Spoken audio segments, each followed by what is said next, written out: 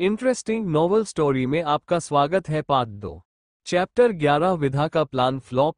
विधा वहीं दीवार की ओट में छुप कर खड़ी हो गई। पहला साया भी शायद डर कर छुप गया, पर दूसरा शख्स अंधेरे में किसी से बात कर रहा था। फोन पर विधा को साफ सुनाई दे रहा था। उसे पकड़ना नामुमकिन ही है। वो रिशान है। आंखों से जितना देखता है उससे कहीं ज्यादा वो कानों से सुनकर चौकन्ना रहता है।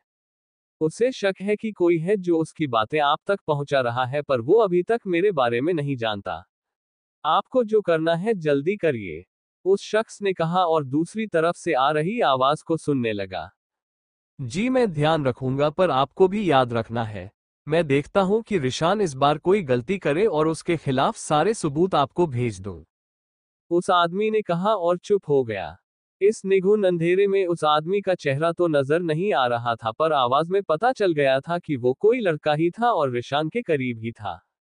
विधा भौचक्की सी उस शख्स का चेहरा पहचानने की कोशिश कर रही थी कि तभी पहले साए की तरफ से कुछ तड़ाक की आवाज आई। वो दोनों ही चिहुंक उठे। शायद उस ओर कोई गमला गिरकर टूट गया था। वो आदमी हड़बड़ाकर यहां से तुरंत दूसरी तरफ भागा। विधा भी झट उसे उसकी ओर ही लपकी, पर किसी ने उसका हाथ पकड़ लिया। वो मारे डर के कांप उठी। ये वही पहला साया था जो अब विधा के सामने था। तभी वो धीरे से फुसफुसाया, ये कौन था? तूने तो अकेले आने का कहा था ना? ये वीणा थी। विधा ने एक राहत की सांस खींची। हाँ, पर मुझे क्या पता कौन था। जो भी था रिशान को धोखा दे रहा है और मुझे पता लगाना होगा कि ये कौन था। विधा ने उस ओर देखकर कहा जिधर से वो शख्स अभी गया था। वो आगे की तरफ बढ़ी ही थी कि वीणा ने उसका हाथ पकड़ लिया। क्या कर रही है तू? अच्छा है कि उसे धोखा दे रही है और जल्द ही वो जेल जाए। तुझे क्या फर्क पड़ता है? और वैसे भी तू तो खुद भी चाहती है कि वो जेल पर फिर। वीणा ने हल्के से उसे डांटते हुए कहा तो विधा को होश आया। वो रुक गई। अच्छा हुआ कि तू टाइम से आ गई। ये ले उस हिटलर का फोन। जल्दी से इसका पासवर्ड क्रैक कर और चेक कर कि इसमें ऐसा क्या है जो हमारे लिए सबूत हो। विधा ने वीणा को फोन देते हुए कहा। तो यहीं रुक, निशान भी मेरे साथ है और मैं जल्दी ही उससे इंफॉर्मेशन निकालने को कहती हूँ। वीणा ने लगभग जाते हुए कहा तो विधा तपाक से बोल पड़ी, पर जल्दी। क्या पता हिटलर उठ जाए तो। विधा डरी हुई भी थी। वीणा ने सिर हिलाया और झट से कंपाउंड की तरफ बढ़ी। वहां से एक सीक्रेट डोर था जिससे विला के पीछे निकला जाता था। पीछे पूरा जंगल था तो वहां छुपना आसान था। निशान एक जीप में वहीं छुपा था और वीणा उसी रास्ते से अंदर आई थी। ये रास्ता भी विधा ने अपनी बालकनी में छुपकर देखा था। दिशांत और रिशान दोनों ही इधर से जंगलों में गए थे और तभी उसने ये प्लान बनाया। जब वीणा घर आई तो उसने ही उसे गेट के बारे में बताया और सबसे नजरों से छुपकर वो डोर अंदर की तरफ से खुला छोड़ दिया था ताकि वीणा को अंदर आने में कोई समस्या न हो। लगभग 20 मिनट गुजर चुके थे। वो चारों तरफ चौकन्नी नजरों से देख रही थी कि तभी उसे वीणा आती दिखी। उसकी जान में जान आए। यार, ये बंदा तो हमसे कहीं ज्यादा स्मार्ट है। पूरा फोन रिसेट कर रखा है। कुछ भी नहीं है उसमें। हमारी सारी मेहनत बेकार गई। वीणा ने हताशा से कहा और विधा एक अनजाने डर से सूख गई। और तुम्हारी दोस्त उतनी ही डम्ब। उसने ये सोचा भी कैसे कि मैं उसके जाल में इस तरह फंसूंगा। मक्खियां जरूर फंसती होंगी ऐसी जालों में। मकड़ियां अपना जाल बुनती हैं और दूसरों को फंसाती हैं, समझ आई। वो एक बेहद गहरी आवाज आए और दोनों लड़कियां डर के मारे कांप उठी। ये जानी पहचानी आवाज रिशान की ही थी।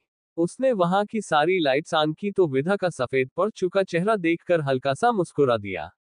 वीणा ने दोनों को देखा। हालांकि डरी वह भी थी। देखो, ये सब मैंने कहा था उसे करने को। उसने कुछ भी अपने मन से नहीं किया। Please understand me. वीणा ने आगे आकर विधा को बचाते हुए कहा तो रिशान ने अब उसकी तरफ देखा। मुझे लगता है कि तुम्हारा काम हो चुका है और अब तुम्हें जाना चाहिए। बाहर तुम्हारा दोस्त भी इंतजार कर रहा होगा। उसने कहा तो दोनों चौंक पड़ी। मतलब कि रिशान को सब पहले से ही पता था। विधा को धीरे धीरे अब सब समझ आ गया। वीणा तुम जाओ, मैं संभाल लूंगी। गो। विधा ने जोर देकर कहा तो वीणा रिशान को बड़ी उम्मीद से देखने लगी। मुझे नहीं पता कि तुम ये सब क्यों कर रहे हो, पर प्लीज विधा की कोई गलती नहीं है। उसे जाने दो। तुम दोनों की जिंदगियां बिल्कुल अलग है। वीना ने मिन्नत भरे स्वर में कहा तो रिशान ने सिर्फ उसे जाने का इशारा किया।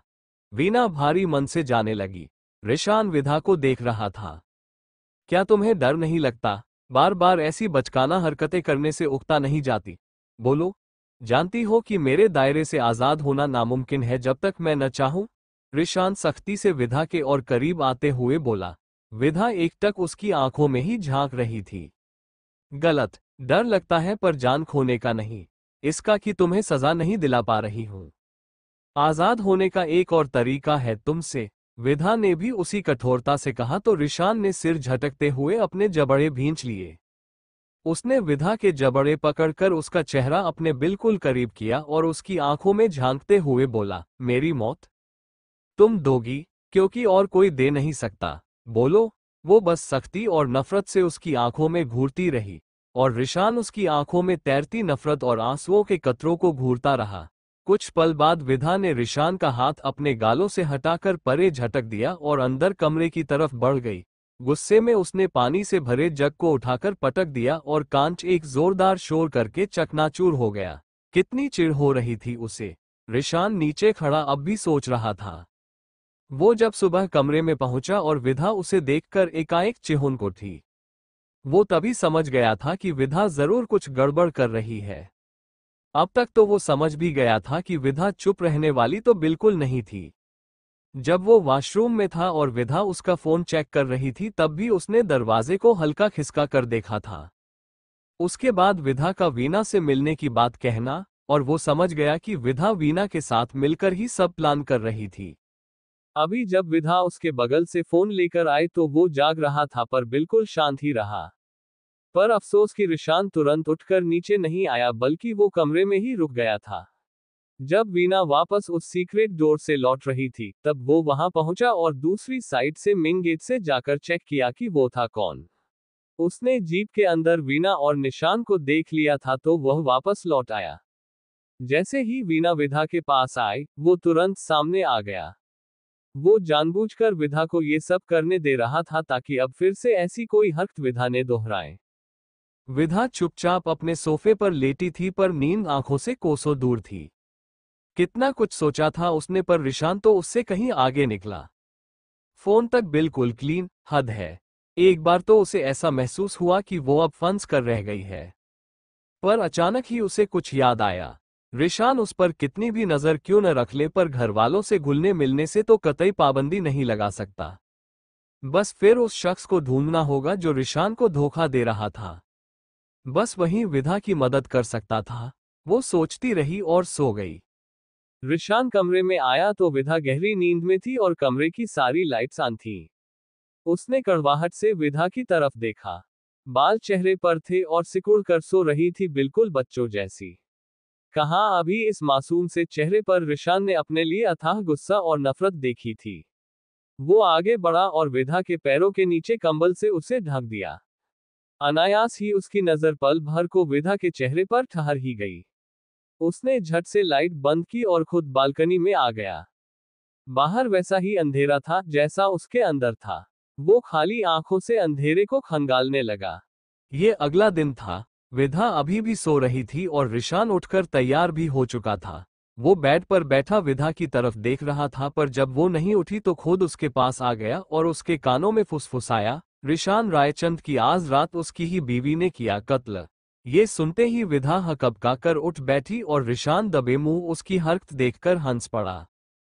तुम, रिशान, ये क्या बेहुदा मजाक था? मैं सो रही थी। वो चिहुंकते हुए बोली। वो घबराई हुई भी थी। क्यों पसंद नहीं आया? कहते हैं सुबह का सपना सच होता है। खैर, उठो और जल्दी तैयार हो जाओ। वो कमरे से बाहर निकलने को हुआ कि विधा पीछे से पूछ पड़ी, पर क्यों? कहाँ चलना है? रिशान रुका तो पर बिना जवाब दिए ही चला गया। हिटलर, बस हुक्म देना आता है। वो खींचते हुए फुसफुसाई और वॉशरूम की तरफ चली गई। सब नीचे ब्रेकफास्ट कर रहे थे कि रिशान भी उन सबके साथ बैठ गया। पूजा ने उसकी प्लेट लगाई। वो प्रोजेक्ट हमें मिल गया है और कपूर बौखला गया है। कितनी जगह मात मिल रही है उसे। नीरद ने बात शुरू की पर रिशान ने सिर्फ सिर हिलाया। रिशान, मैं सोच रही हैं कि क्यों ना घर में एक पूजा करवा लूं, रीना ने कहा। मैंने कब रोका? पूजा करवाए या कोई अनुष्ठान? बस मुझे नहीं रुकना। वो उसी ठंडे लहजे में बोला जैसे बोलना उसे कितना भारी लगता हो। तब तक विधा भी आ गई। रिशान ने उसकी तरफ देखा और अपने बगल की पैरों से पीछे खिसका दी। रीना और पूर्वी दोनों ही नेहा की तरफ देखकर मुस्कुरा उठे। विधा ने कड़वाहट से नीरद की तरफ देखा और रिशान के बगल बैठ गई। उसने सफेद डिजाइनर शर्ट के साथ नी लेंथ की navy blue with white polka dots dress पहन रखी थी और पैरों में हील्स थे। बाल खुले, वो बेहद खूबसूरत लग रही थी। तुम दोनों के लिए ही तो है। शादी जल्दबाजी में हुई और कोई रस्म भी तो नहीं हुई है, तो कम से कम इस पूजा के साथ गठबंधन तो हो जाए। रिशान और विधा दोनों ही चौंक पड़े। ये ठीक भी होगा और इस बार कपूर फैमिली को बुला लेंगे, नीरद ने कहा तो रिशान उनकी तरफ देखकर बोला, इसकी जरूरत नहीं है अंकल। मुझे कोई पूजा नहीं करनी। वो तुरंत नकारते हुए बोला तो विधा ने राहत से रिशान की तरफ देखा। विधा ने गौर भी किया कि रिशान घर वालों से भी रूड होकर ही बात करता है। हाँ, रिशान ठीक कह रहा है। हमने शादी तो कर ली है, वो बोल पड़ी और अगले ही पल खुद को कोसा भी। कब की है पूजा? रखवा लीजिए, वो विधा की आंखों में देखते हुए बोला तो विधा मुंह बाए हैरानी से उसे देखने लगी। रीना और नीरद तो खुश हुए। रीना तो दिल से खुश थी, पर नीरद के लिए ये एक और मौका था कपूर को जलील करने का। ब्रेकफास्ट के बाद रिशान ने विधा का हाथ पकड़ा और कार में बैठा। दोनों कहीं को निकल गए। विधा नाराजगी से उसे घूर रही थी, पर रिशान चुपचाप कार ड्राइव करता रहा। अचानक ही रिशान ने कार रोकी तो वह चौंक उठी। क्या रिशान उसे यहां लाया था? वो अजीब नजरों से अभी उस तरफ तो कभी रिशान को देख रही थी। कहाँ थे दोनों? कौन था वो गद्दार? क्या विधा उस तक पहले पहुंचेगी या रिशान? चैप्टर 12 औकात। वो कपूर मैंशन था जहां इस दोनों खड़े थे। हम यहां क्यों आए हैं? विधा ने हैरानी से पूछा। रिशान ने उसकी हथेलियां थामी और वो चिहुन गई। तुम्हारा मन था सबसे मिलने का, रिशान ने कहा और दोनों अंदर आ गए। विधा बस उसे ही घूरे जा रही थी। अरे विधा, आओ ना। निशा की नजर जैसे ही विधा पर पड़ी वो उस ओर बढ़ गई। विधा ने पलकें झपकाई और निशा के गले लग गई। विवेन और वेद भी मौजूद थे। रिशान उनकी तरफ बढ़ा। न्यूज से अपडेट तो होंगे ही ना आप? रिशान ने बाकायदा कपूर के गले लगकर कहा। कंपनी और वो दूसरे मसले में भी मुंह के बल गिर पड़े हैं आप? वो जानबूझकर तंज कसते हुए बोला। वेद कपूर ने उसे खुद से दूर झटका और गुस्से में बिफर पड़े। दूर रहो मुझसे, जले पर नमक छिड़कने आए हो। मैं अच्छे से समझता हूं कि तुम कितने चालबाज हो। दफा हो जाओ मेरे घर से, वेद कपूर ने फुफकारते हुए कहा तो सब सन रह गए। रिशान कुटिलता से मुस्कुराया। डैड, आप रिशान से ऐसी बात क्यों कर रहे हैं? वो मेहमान है हमारे घर, विवेन ने कहा तो वेद ने तिरछी नजरों से उसे घूरा। ये तुम कह रहे हो विवेन? मैं यहां से चला ही जाता हूं, पर याद रखना मेरी बेटी तुम्हारे पाप नहीं धोएगी। वो जल्द मेरे पास होगी रिशान रायचंद, वेद ने गुस्से में जलते हुए कहा और दंडनाते हुए कमरे से बाहर निकल गए। सॉरी विधा रिशान, डैड बस थोड़े नाराज हैं बस, विवेन ने अफसोस से कहा तो रिशान बोला, कोई नहीं, बुढ़ापे में इंसान सटिया ही जाता है। वो बेहद आराम से बोला और विधा उसे अनिश्चितता से घूरने लगी। बैठो तो सही तुम दोनों, निशा ने दोबारा दोहराया। नहीं भाभी, विधा आप सबसे मिलना चाहती थी और घर में कल गठबंधन पूजा भी रखवा रही हैं आंटी, तो आपको इनवाइट करने आ रहा था तो इसे भी साथ लाया। रिशान विधा के थोड़ा करीब आ गया। विवेन ने उसे घूरा तो बदले में रिशान मुस्कुरा दिया। अच्छा, हम जरूर आएंगे, निशा ने प्यार से दोनों को देखते हुए कहा। विधा निशा के गले लग गई। उस वक्त दोनों सिंघल विला लौटा रहे थे। रिशान चुपचाप ड्राइव कर रहा था और विधा उसे घूर रही थी। कच्चा चबाने का इरादा है क्या? वो सामने देखते हुए बोला तो विधा शांत ही रही। अब तुम्हें मुझसे लड़ना नहीं है? रिशान ने अब की उसकी तरफ देखकर पूछा। विधा गौर से उसे देखते हुए बोली, तुम कितनी जिंदगी जीते हो? मेरे लिए कुछ, फैमिली के लिए कुछ और अपने धंधे के लिए कुछ। वो बेहद संजीदगी से बोली तो रिशान सोचते हुए बोला, बस एक, मैं हर जगह एक जैसा ही हूं, बस सामने वाला इंसान बदल जाता है। वो बोला तो विधा ने सिर खिड़की की तरफ घुमा लिया। वो बहुत उलझन में थी। रिशान क्या है और बनने की कोशिश कर रहा है? कभी कभार तो रिशान बेहद जरूरी शख्स लगता था, पर कभी कभी तो उससे सिर्फ अथाह नफरत ही होती। वो दोनों घर पहुंचे तो विधा कमरे में चली गई। एक एक कर कल से लेकर आज तक हुई सारी बातें उसके जहन में घूम रही थीं। वो अभी परेशान सी बैठी ही थी कि तभी नेहा आ पहुंची। मॉम ने तुम्हारा फेवर लिया तो खुद को भोली बेचारी मत समझना। जानती हूं कि रिशान तुमसे सिर्फ नफरत करता है। वो तो तुम्हारे बाप से बदला लेने के लिए उसने तुमसे शादी की, वरना तो उसके आगे पीछे लड़कियों की लाइन लगी है। नेहा तमकते हुए बोल ही रही थी कि रिशान आ गया। वो चुप हो गई। रिशान ने दोनों को देखा। क्या चल रहा है? रिशान ने संदेह भरी नजरों से नेहा को घूरकर पूछा। कुछ नहीं, बस घर में कुछ लोगों की औकात दिखा रही थी, नेहा ने नफरत से विधा को देखकर कहा। विधा पहले ही परेशान थी सब सोचकर, और अब नेहा भी। रिशान ने दोनों को देखा और अपना सिर झटकते हुए उसने विधा का हाथ थामा और नेहा की तरफ देखकर बोला, शायद ठीक कह रही हो तुम। कुछ लोगों को वक्त रहते उनकी औकात दिखा ही देनी चाहिए। रिशान ने कहा तो नेहा खुश हो गई। विधा हैरानी से रिशान को देखने लगी। रिशान उसका हाथ पकड़कर नीचे हॉल में आया और पूजा को देखकर बोला, सबको अभी यहां बुलाओ। पूजा तुरंत सबको बुलाने चली गई। विधा नम आंखों से रिशान की तरफ देखकर बोली, तुम सच में पत्थर दिल हो। मेरी क्या गलती? विधा कह ही रही थी कि रिशान तेज आवाज में बोला, जस्ट शट अप। विधा चिहुंक उठी और नेहा ने विधा की तरफ देखकर एक कुटिल मुस्कान फेंकी। विधा की आंखें भीग गईं। घर का हर फर्द इकट्ठा हो चुका था। रीना, दिशांत, अंकुश और पूर्वी। नीरद तो ऑफिस ही थे। क्या हुआ बेटा? रीना ने घबराकर पूछा। सब डर गए थे आनन फानन में, सबको यहाँ क्यों बुलाया था रिशान ने? रिशान ने सबकी तरफ एक सरसरी नजर डाली। विधा भूखी हो या प्यासी हो, चाहे नाराज हो या गुस्सा, वो घर का हर सामान चाहे जला दे या तोड़ दे, पर कोई भी उससे बेलहजी से पेश नहीं आएगा। उसे इस घर में मैं लाया हूं और उस पर मेरा हक है, आप में से किसी का नहीं कि कोई भी उससे तेज आवाज में बात करे। आंटी आप सबको दोबारा समझा दीजिएगा, क्योंकि बार बार कहने की आदत मुझमें नहीं है, आप जानती हैं। रिशान ने गुस्से में नेहा को घूरते हुए सख्त लहजे में कहा तो नेहा सकपका गई। विधा हैरानी से रिशान को देख रही थी और रिशान चुपचाप नेहा को घूर रहा था। सब समझ गए कि जरूर नेहा ने फिर कोई हरकत की थी। नेहा, क्या बदतमीजी है ये? रीना ने डपटते हुए कहा तो रिशान बीच में बात काटते हुए बोला, और हाँ, मेरे कमरे में दोबारा कोई दिखना नहीं चाहिए। अगर विधा ने किसी को बुलाया भी तो भी नहीं। वो गुस्से में बोला और विधा का हाथ पकड़कर ही कमरे की तरफ आ गया। दिशांत भी भौचक्का था। रीना गुस्से में नेहा को डपटने लगी। तभी रिशान सीढ़ियों से नीचे उतरता हुआ दिखा तो सब अपने अपने कामों में जुट गए। क्या हुआ? नेहा ने भाभी से कुछ कहा क्या?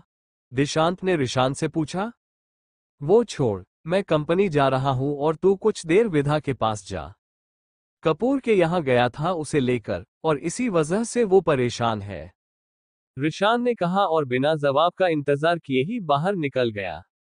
दिशांत कुछ देर तक वहीं खड़ा रहा और फिर विधा के कमरे की तरफ बढ़ गया। विधा चुपचाप सिर झुकाए बैठी थी। आज फिर उसके मन में टीस सी उठी थी। जब वह 10 साल की थी तभी मां की डेथ हो गई। तब से उसके डैड ने ही उसे संभाला था और आज अपने डैड के पास होकर भी वो कितनी दूर थी। उन्होंने उसकी तरफ प्यार से देखा तक नहीं। रह रहकर उसे रिशान पर गुस्सा आ रहा था। सब उसकी वजह से हुआ। अपने परिवार से बेदखल होकर वो रिशान के परिवार का हिस्सा बन रही थी, पर क्यों? वो ये सब सोचकर दुखी हुए जा रही थी जब दिशांत कमरे में पहुंचा। वो चुपचाप विधा से हटकर बैठ गया। आप परेशान क्यों हैं? एक्सेप्ट कर लीजिए कि अब आप और रिशान साथ हैं। दिशांत ने जो अब तक दोनों के बीच महसूस किया था वो कह गया। कभी नहीं। उसकी वजह से डैड मुझसे नफरत करते हैं। उसे क्या मालूम मां को खोने के बाद डैड का मुंह फेरना किस हद तक खल रहा है मुझे। वो निर्दयी है, कठोर, विधा ने नफरत से कहा। उसे मालूम है। उसे मालूम है इससे भी बड़ा दुख। 7 साल की उम्र में उसने अपने माँ बाप को खो दिया और अनाथाश्रम में रहने लगा। 10-12 साल की उम्र में उसने अपने छोटे भाई को भी खो दिया। वो इतना खामोश अगर हुआ है तो उसके पीछे कई सारी वजह है। गुस्सा, चिढ़, एक बच्चे के लिए ये सब झेलना कितना मुश्किल है भाभी। आप समझती तो होंगी ना कि मेरे भाई पर क्या गुजरी होगी। दिशांत का गला भर आ गया। कुछ भूली बिसरी यादों की तहें उसकी आंखों के सामने खुल रही थी। विधा ने अब दिशांत की तरफ देखा। हम दोनों दोस्त हैं, हमारी दोस्ती अनाथालय में ही हुई थी। वो बहुत चुप रहता था, बिल्कुल जैसे उसके अंदर का बच्चा, बचपना सब मर चुका हो। उसने खेलने की उम्र में तरजुबों का लबादा ओढ़ लिया था।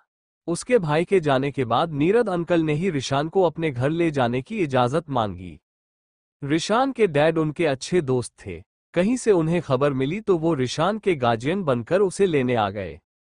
पर वो मुझे छोड़कर जाने को तैयार ही नहीं हुआ। हम दोनों का एक दूसरे के सिवा कोई था भी तो नहीं। नीरद अंकल हम दोनों को ही घर लेकर आए। आंटी हमें बहुत प्यार करती, बिल्कुल अपने बच्चों जैसे ही रखती, पर रिशान ने खुद को कैद कर लिया था। वो कभी किसी से रिश्ता जोड़ ही नहीं पाया। न माँ का, न दोस्त का, और न ही कभी अपना अतीत भूल पाया। वो पल पल जलता रहा। आज तक दिशांत का चेहरा गंभीर हो गया था। बीते दिनों की दर्द कसक के जैसे चेहरे पर छिटक गई थी। विधा खामोशी से सब सोचती रही। अब उसे समझ आ रहा था कि रिशान का रवैया ऐसा क्यों है। अंदर वो भी वही दर्द महसूस कर रही थी, पर तभी उसे याद आया उन लड़कियों के बारे में। उसका चेहरा गुस्से और नफरत से तन गया। तभी वो आंटी से इतना रूडली बात करता है। माना कि ये सब भगवान ने गलत किया, पर जिस धंधे को उसने चुना क्या वो सही है? कितनी अबला लड़कियों की बद्दुआएं ली हैं उसने।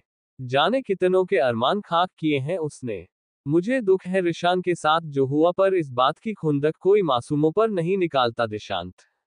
तभी सब उसके जान के पीछे पड़े हैं। उसकी वजह से उस दिन हम दोनों मरने से बचे। विधा ने दृढ़ता से कहा। दिशांत अनिश्चितता से उसे देखने लगा। वो हमला वेद कपूर ने करवाया था क्योंकि उनसे अपनी हार बर्दाश्त नहीं हुई। वो रिशान को जान से मारना चाहता था। सबसे बड़े कमीने तो आपके डैड हैं।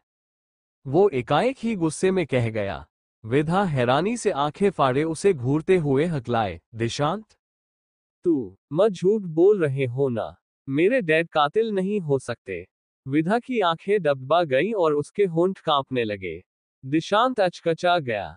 क्या कह गया वो? रिशान ने उसे सख्त हिदायत दी थी, पर फिर भी वो खींचा। विधा उसकी तरफ ही देख रही थी। दिशांत अपराधी सा चुपचाप अपना सिर झुकाकर खड़ा हो गया। गलती से ही, पर विधा को सच पता चल गया था। विधा ने गुस्से में अपनी आंखें पोंछी और तुरंत नीचे जाने लगी। दिशांत उसे रोकने उसके पीछे भागा, पर विधा अब कहाँ सुनने वाली थी। सब हैरान थे, पर सब खामोश ही रहे। भाभी, दिशांत मिमियाते हुए बोला तो विधा कार में बैठ गई। कार ड्राइव करनी हो तो ठीक, वरना मैं अकेली भी जा सकती हूँ। विधा की आवाज ठंडी पड़ गई थी। दिशांत हताशा से कार ड्राइव करने लगा। पीछे सोम ने तुरंत रिशान को सारी बात फोन पर बता दी। रीना अलग से परेशान हुए जा रही थी। चैप्टर 13 सच का खुलासा। दिशांत कार ड्राइव कर रहा था और विधा चुपचाप बस बाहर घूरे जा रही थी। भाभी, हम घर चले क्या? दिशांत ने धीमी आवाज में पूछा। नहीं, चुपचाप कपूर इंडस्ट्रीज चलो, विधा ने सख्ती से कहा। दिशांत चुप हो गया। कुछ ही देर में दोनों कपूर इंडस्ट्रीज की चमचमाती बिल्डिंग के सामने खड़े थे। विधा ने दिशांत को साथ चलने का इशारा किया और अंदर दाखिल हुई। उस वक्त वेद कपूर अपने केबिन में बैठे थे। विधा अंदर आई तो वेद कपूर चौंक गए। साथ ही विवेन भी बैठा था। विधा, तुम यहाँ? विवेन ने आश्चर्य से पूछा। विधा सिर्फ वेद की तरफ देख रही थी। हाँ भाई, बात ही कुछ ऐसी है। दिशांत को लगता है कि हम पर जो हमला हुआ था वो डैड ने करवाया है। डैड, इसे बता दीजिए कि ये गलत है। आप ऐसा कभी नहीं कर सकते। विधा ने दिशांत की तरफ देखकर कहा। प्लीज भाभी, चलिए यहाँ से, क्योंकि मेरे लिए मुश्किल है वेद कपूर को इज्जत देना और मैं आपको हर्ट नहीं करना चाहता, दिशांत ने नफरत से कहा। विवेन चौंक उठा और वेद के तो होश फाख्ता हो गए। हमला? पर कब? विधा, तुम ठीक तो हो? विवेन ने घबराकर पूछा तो विधा ने उसे सब तफसील से बता दिया कि कैसे लौटते वक्त उन दोनों पर जानलेवा हमला हुआ था। विवेन ये सुनकर भौंचक गया। डैड, क्या ये आपने किया है? विवेन ने गुस्से में पूछा तो विधा बोल पड़ी, नहीं भाई, वो तो बस दिशांत को गलतफहमी हुई है। डैड ने हमारी शादी भले एक से न की हो पर वो ऐसी हरकत तो कतई नहीं करेंगे। विधा ने कहा तो विवेन उसकी तरफ देखने लगा। सच क्या था ये तो विवेन जानता ही था, पर विधा के सामने वो चुप ही रहा। तुम यहां से जा रहे हो या मैं धक्के मारकर बाहर निकालूं? तुम्हारी ये घटिया बातें मैं बर्दाश्त करने वाला नहीं हूं, वेद ने फुफकारते हुए कहा। डैड, उसे मैं लेकर आई हूं, वो यहां नहीं आ रहा था। विधा ने दिशांत का फेवर लिया। तुम अब भी गलती कर रही हो विधा, तुम उस रिशान से अलग हो जाओ। दोनों सांप हैं, मुझसे बेहतर इन्हें कौन समझेगा।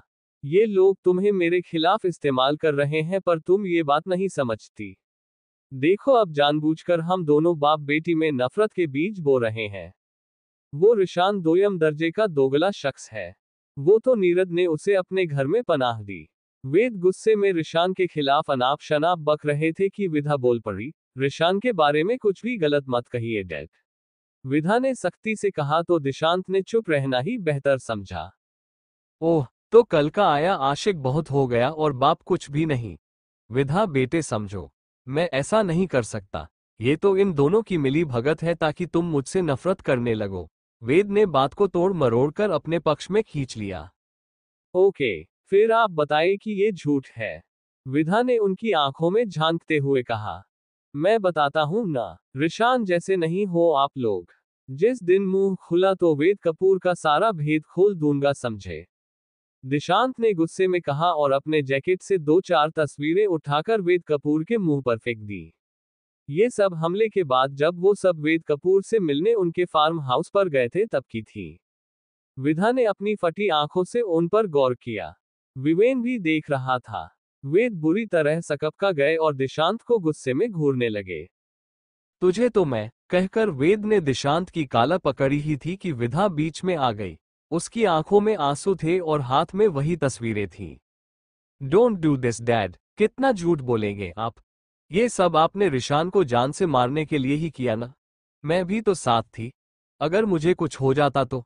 विधा का गला भर्रा गया। वो गुस्से में फिर भी बोले जा रही थी। विधा, बेटा, ये तस्वीरें झूठी हैं। तुम मुझ पर यकीन करो, मैं ऐसा क्यों करूंगा? वेद कपूर ने लगभग हाथ जोड़ते हुए कहा। विधा चुपचाप उन्हें देखती रही। उसे याद आया कि वो रिशान पर कितना नाराज हुई थी, इसी बात के लिए कि रिशान की वजह से उसकी भी जान खतरे में पड़ी। फिर रिशान चुप क्यों था, जबकि सब कुछ उसके ही डैड ने किया था? मुझे माफ कर दो, ये सब उस रिशान का किया कराया है। वो मुझसे बदला लेने के लिए किसी भी हद तक। वेद कह ही रहे थे कि विधा उनसे पीछे हट गई। रिशान को दोष मत दीजिए डैड। सच तो ये है कि आप इतना नीचे गिर गए हैं कि बदला लेने के लिए आपको ये भी ख्याल नहीं रहा कि मैं भी साथ हूं, विधा ने नफरत से कहा। वेद और विवेन दोनों ही चौंक गए। विवेन भी रिशान से बदला लेना चाहता था पर इस तरह तो कतई नहीं, उसकी जान से खेलकर नहीं। सिक्योरिटी, सिक्योरिटी, पकड़ लो इस चूहे को और धक्के मारकर बाहर फेंको, वेद ने गुस्से में चिल्लाकर कहा तो सब सहम गए। गार्ड्स तुरंत भागते हुए दिशांत की तरफ बढ़े कि सब के सब रुक गए। हर फर्द ठहर गया। रिशान ने उनमें से एक की बंदूक अपने हाथों में नचाए। हाथ तो लगाकर दिखाएं कोई दिशांत को। रिशान की हाथ में थमी बंदूक की सारी गोलियां न उतार दी तो कहना। रिशान ने गुस्से में घूरते हुए कहा तो सबकी नजर उस पर पड़ी। किसी की भी हिम्मत नहीं थी कि वो दिशांत या रिशान को छू भी सके। सच तो आखिर सच होता है कपूर साहब, आज नहीं तो कल सामने आता ही है, फिर आप सच से इतना भी घबरा क्यों गए? वैसे 20-25 और भी भेजते तो भी मेरा क्या बिगाड़ लेते वो? रिशान ने अपने जबड़े भींचते हुए गुस्से में कहा। हाँ पर अब तुम जाओ यहां से, विवेन ने दृढ़ता से कहा। मेरी बेटी कहीं नहीं जाएगी, तुम जाओ समझे, वेद कपूर ने विधा की तरफ देखकर बेहद विश्वास से कहा। विधा ने वेद की तरफ हिकारत भरी नजरों से देखा और फिर रिशान की खाली हथेलियों में अपना हाथ रख दिया। दिशांत और रिशान दोनों हैरानी से उसे देखने लगे। अच्छा हुआ कि हमारी शादी हो चुकी है डैड, दोबारा ऐसी कोई भी हरकत करने से पहले 10 दफा सोच लीजिएगा। चलो रिशान, कहकर वो रिशान की तरफ देखने लगी। रिशान ने बंदूक गार्ड की तरफ उछाली और दिशांत को साथ ले बाहर निकल गया। वेद कपूर नम आंखों से उसे जाता देख रहा था। रिशान ने एक बार पीछे पलटकर देखा और हल्के से मुस्कुरा दिया। वेद कपूर ने गुस्से में सारी फाइलें उठाकर फेंक दी। विवेन भी दोनों को देखकर गुस्से में वेद की तरफ पलटा। डैड, आपने ये किया था? मतलब रिशान को जान से मारने की साजिश? जिस तरह से विधा ने उसका फेवर लिया, अब तो मुझे भी यकीन हो चला है कि विधा उससे प्यार करती है। अगर ये सच हुआ तो आप बाद में सिर्फ पछताएंगे, विवेन ने गुस्से में कहा। वेद कपूर का सारा गुस्सा काफूर हो गया। विवेन बेटा, मेरी बात तो सुनो। माना कि मैंने ये किया भी, पर वो तो ठीक है ना? वेद ने वापस मिमियाते हुए कहा। अगर दोनों में से किसी एक को भी कुछ हो जाता तो? विवेन ने दोबारा सवाल पूछा और केबिन से बाहर निकल गया। वेद कपूर हरा हुआ देख रहा था। वेद ने अपना हाथ डेस्क पर दे मारा। इस रिशान को तो मैं नहीं छोड़ूंगा। मेरे बेटे बेटी दोनों को मेरे ही खिलाफ कर दिया। वेद का चेहरा तमतमाया हुआ था। विधा चुपचाप कार में बैठ गई। उसकी आंखों में आंसुओं का अंबार झलक रहा था। रिशान ने एक बार विधा की तरफ देखा और कार स्टार्ट की। दिशांत दूसरी कार से आगे निकल गया। दोनों चुपचाप थे। न विधा ने कुछ कहा और न ही रिशान ने उससे कुछ पूछा। वो सब विला पहुंचे। विधा अंदर चली गई। रिशान दिशांत के पास पहुंचा। क्या हुआ था दिशांत? रिशान ने सधे लहजे में पूछा। भाई, वो मुझसे गलती से निकल गया। भाभी को नहीं बताना था, पर दिशांत ने अफसोस से कहा। कोई नहीं, पर ध्यान रखना, क्योंकि बहुत कुछ है कपूर के बारे में जो विधा को नहीं जानना चाहिए। आखिर एक दिन उसे वहीं लौट कर जाना है। वो उसके कंधे पर हाथ रखते हुए बोला। क्या सच में ऐसा होगा ऋषु? मुझे लगता है कि तू। दिशांत कह ही रहा था कि रिशान बोल पड़ा। मैं आता हूं, कहकर वो अंदर चला गया। दिशांत ने खींचते हुए उसे देखा। वो कमरे में पहुंचा तो विधा बालकनी में खड़ी थी। रिशान चुपचाप उसके बगल आकर खड़ा हो गया। विधा की आंखें आंसुओं से भरी थीं। तुम रो क्यों रही हो? इसी वजह से मैंने नहीं कहा, रिशान ने बमुश्किल कहा। फिर चुप होकर उसकी आंखों और चेहरे को देखने लगा। विधा ने रिशान की तरफ देखा। सच में कितनी तकलीफ होती है जब कोई अपना धोखा देता है। रिशान बस उसकी भीगी आंखों को देख रहा था। उसके दिल में कुछ तो महसूस हुआ था उसे। विधा की आंखों का आंसू जैसे उसे तेजाब लग रहा था। विधा ने गौर से रिशान को देखा। कितना दर्द था उस वक्त रिशान के चेहरे पर। वो एक झटके में उससे लिपट गई। रिशान का चेहरा भावों से तर था। वो चिहुंक उठा। "I'm सॉरी" कहकर उसने रिशान की शर्ट भींच ली और सिसक पड़ी। रिशान ने चाहा कि वो उसे खुद में समेट ले, पर वो रुक गया। विधा की हिचकियों ने उसका ख्याल बदला। उसने अपना सिर झटका और विधा को अपने बाहों में समेट लिया। वो फफक कर रो पड़ी। शश, रोते नहीं। वो बस इतना ही कह पाया था, क्योंकि वो खुद उन एहसासों को खुद में महसूस कर असहज हो गया था जिनसे आज तक वो बेखबर था। विधा बस रोए जा रही थी। कुछ देर बाद विधा उससे अलग हुई और दोनों असहज हो गए। "I'm सॉरी" विधा ने जल्दबाजी में कहा। उसकी आंखें और चेहरा सुर्ख पड़ चुका था। "तुम आराम कर लो", रिशान ने भी जल्दी से कहा और जाने को मुड़ी गया। "तुम इतने कठोर क्यों बनते हो जब ऐसे हो नहीं? तुम में एहसास है। क्यों इतनी रूडली बात करते हो कि लोग तुमसे नफरत करें?" विधा ने पूछ लिया। रिशान रुका गया।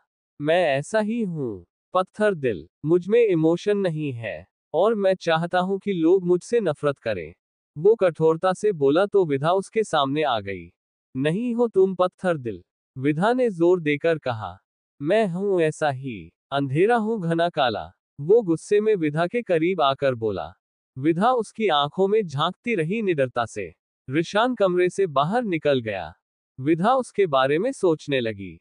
चैप्टर 14 रीना ने बताया रिशान का सच। विधा अकेली बैठी थी जब रीना उसके पास आई। "तुम परेशान हो?" रीना ने बैठते हुए पूछा। "नहीं आंटी, बस यूं ही। बैठिए आप", विधा ने कहा। "देखो बेटा, रिशान जो कुछ भी करता है उसके अलावा वो एक काबिल बिजनेसमैन भी तो है। वो ख्याल सबका करता है पर अपने दिल का हाल किसी से नहीं कहता", रीना ने गंभीरता से कहा तो विधा उनकी बात ध्यान से सुनने लगी। "कातिल सिर्फ कातिल होता है आंटी", विधा ने दृढ़ता से कहा। "तो क्या पुलिस वालों को भी कातिल ही कहोगी? रिशान ने कभी किसी निर्दोष को सजा नहीं दी है", रीना कह ही रही थी कि विधा एकाएक बोल पड़ी। "मुझे? मैंने क्या किया था? सिर्फ डैड से बदला लेने के लिए उसने मुझसे शादी की, मुझे कैद कर रखा है। विधा ने दर्द में अपने जबड़े भींचते हुए कहा। रीना चुप हो गई। तुम खुद को रिशान के दर्द में जुड़ता महसूस करती हो विधा। मैं जानती हूं कि रिशान ने जबरदस्ती तुमसे शादी की है और ये सरासर गलत भी है, पर इसे एक्सेप्ट करो और आगे बढ़ो। रीना ने बेहद आत्मीयता से उसके सिर पर हाथ फेरते हुए कहा।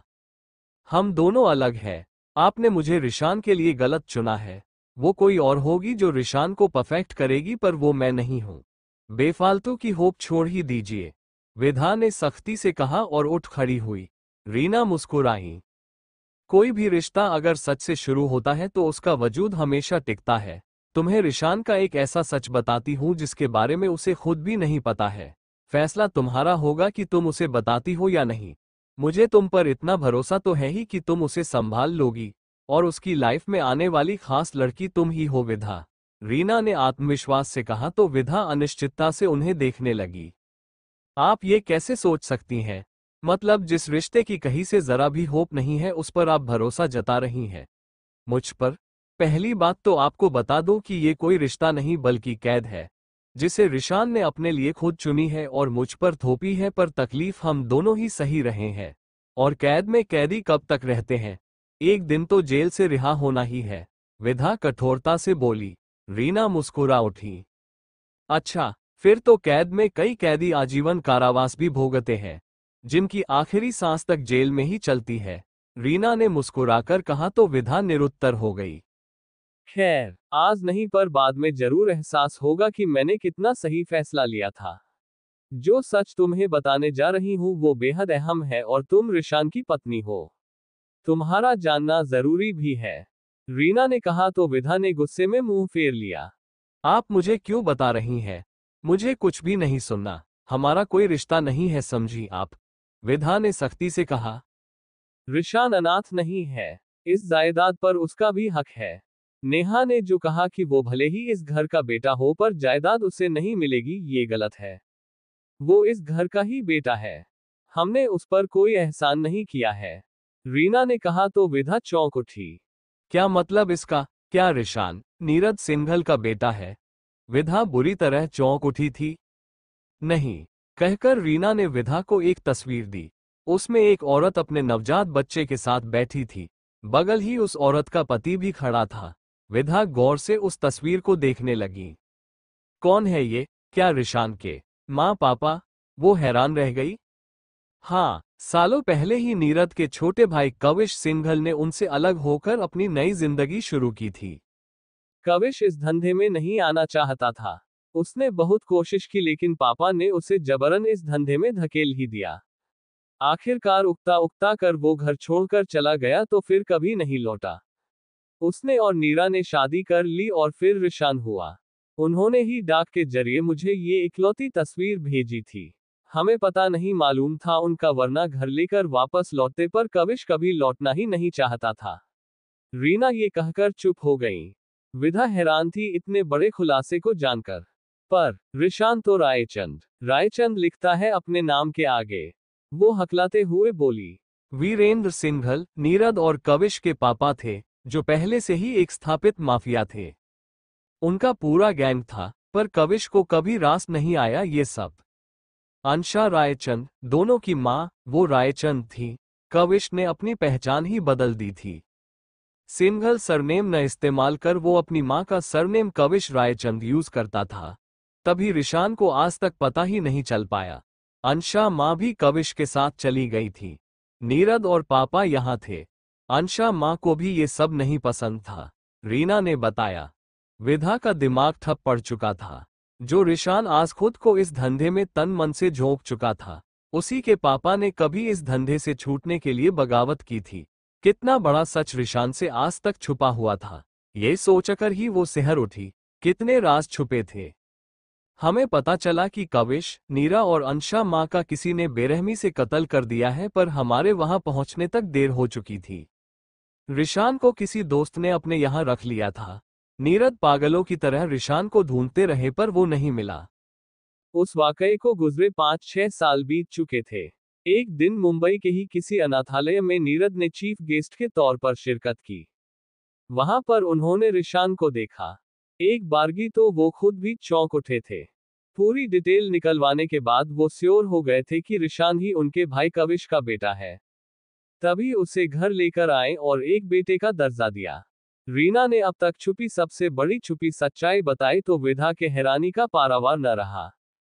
रीना ने विधा की तरफ गंभीरता से देखा और वो बाहर निकल गई। विधा गौर से सब कुछ सोचने लगी। तभी रिशान की अहमियत इतनी अधिक थी इस घर में। आखिरकार सबने उसे सच्चाई बताई क्यों नहीं? वो किस दलदल में फंस गया है? विधा का पूरा दिमाग जैसे झंझना गया था।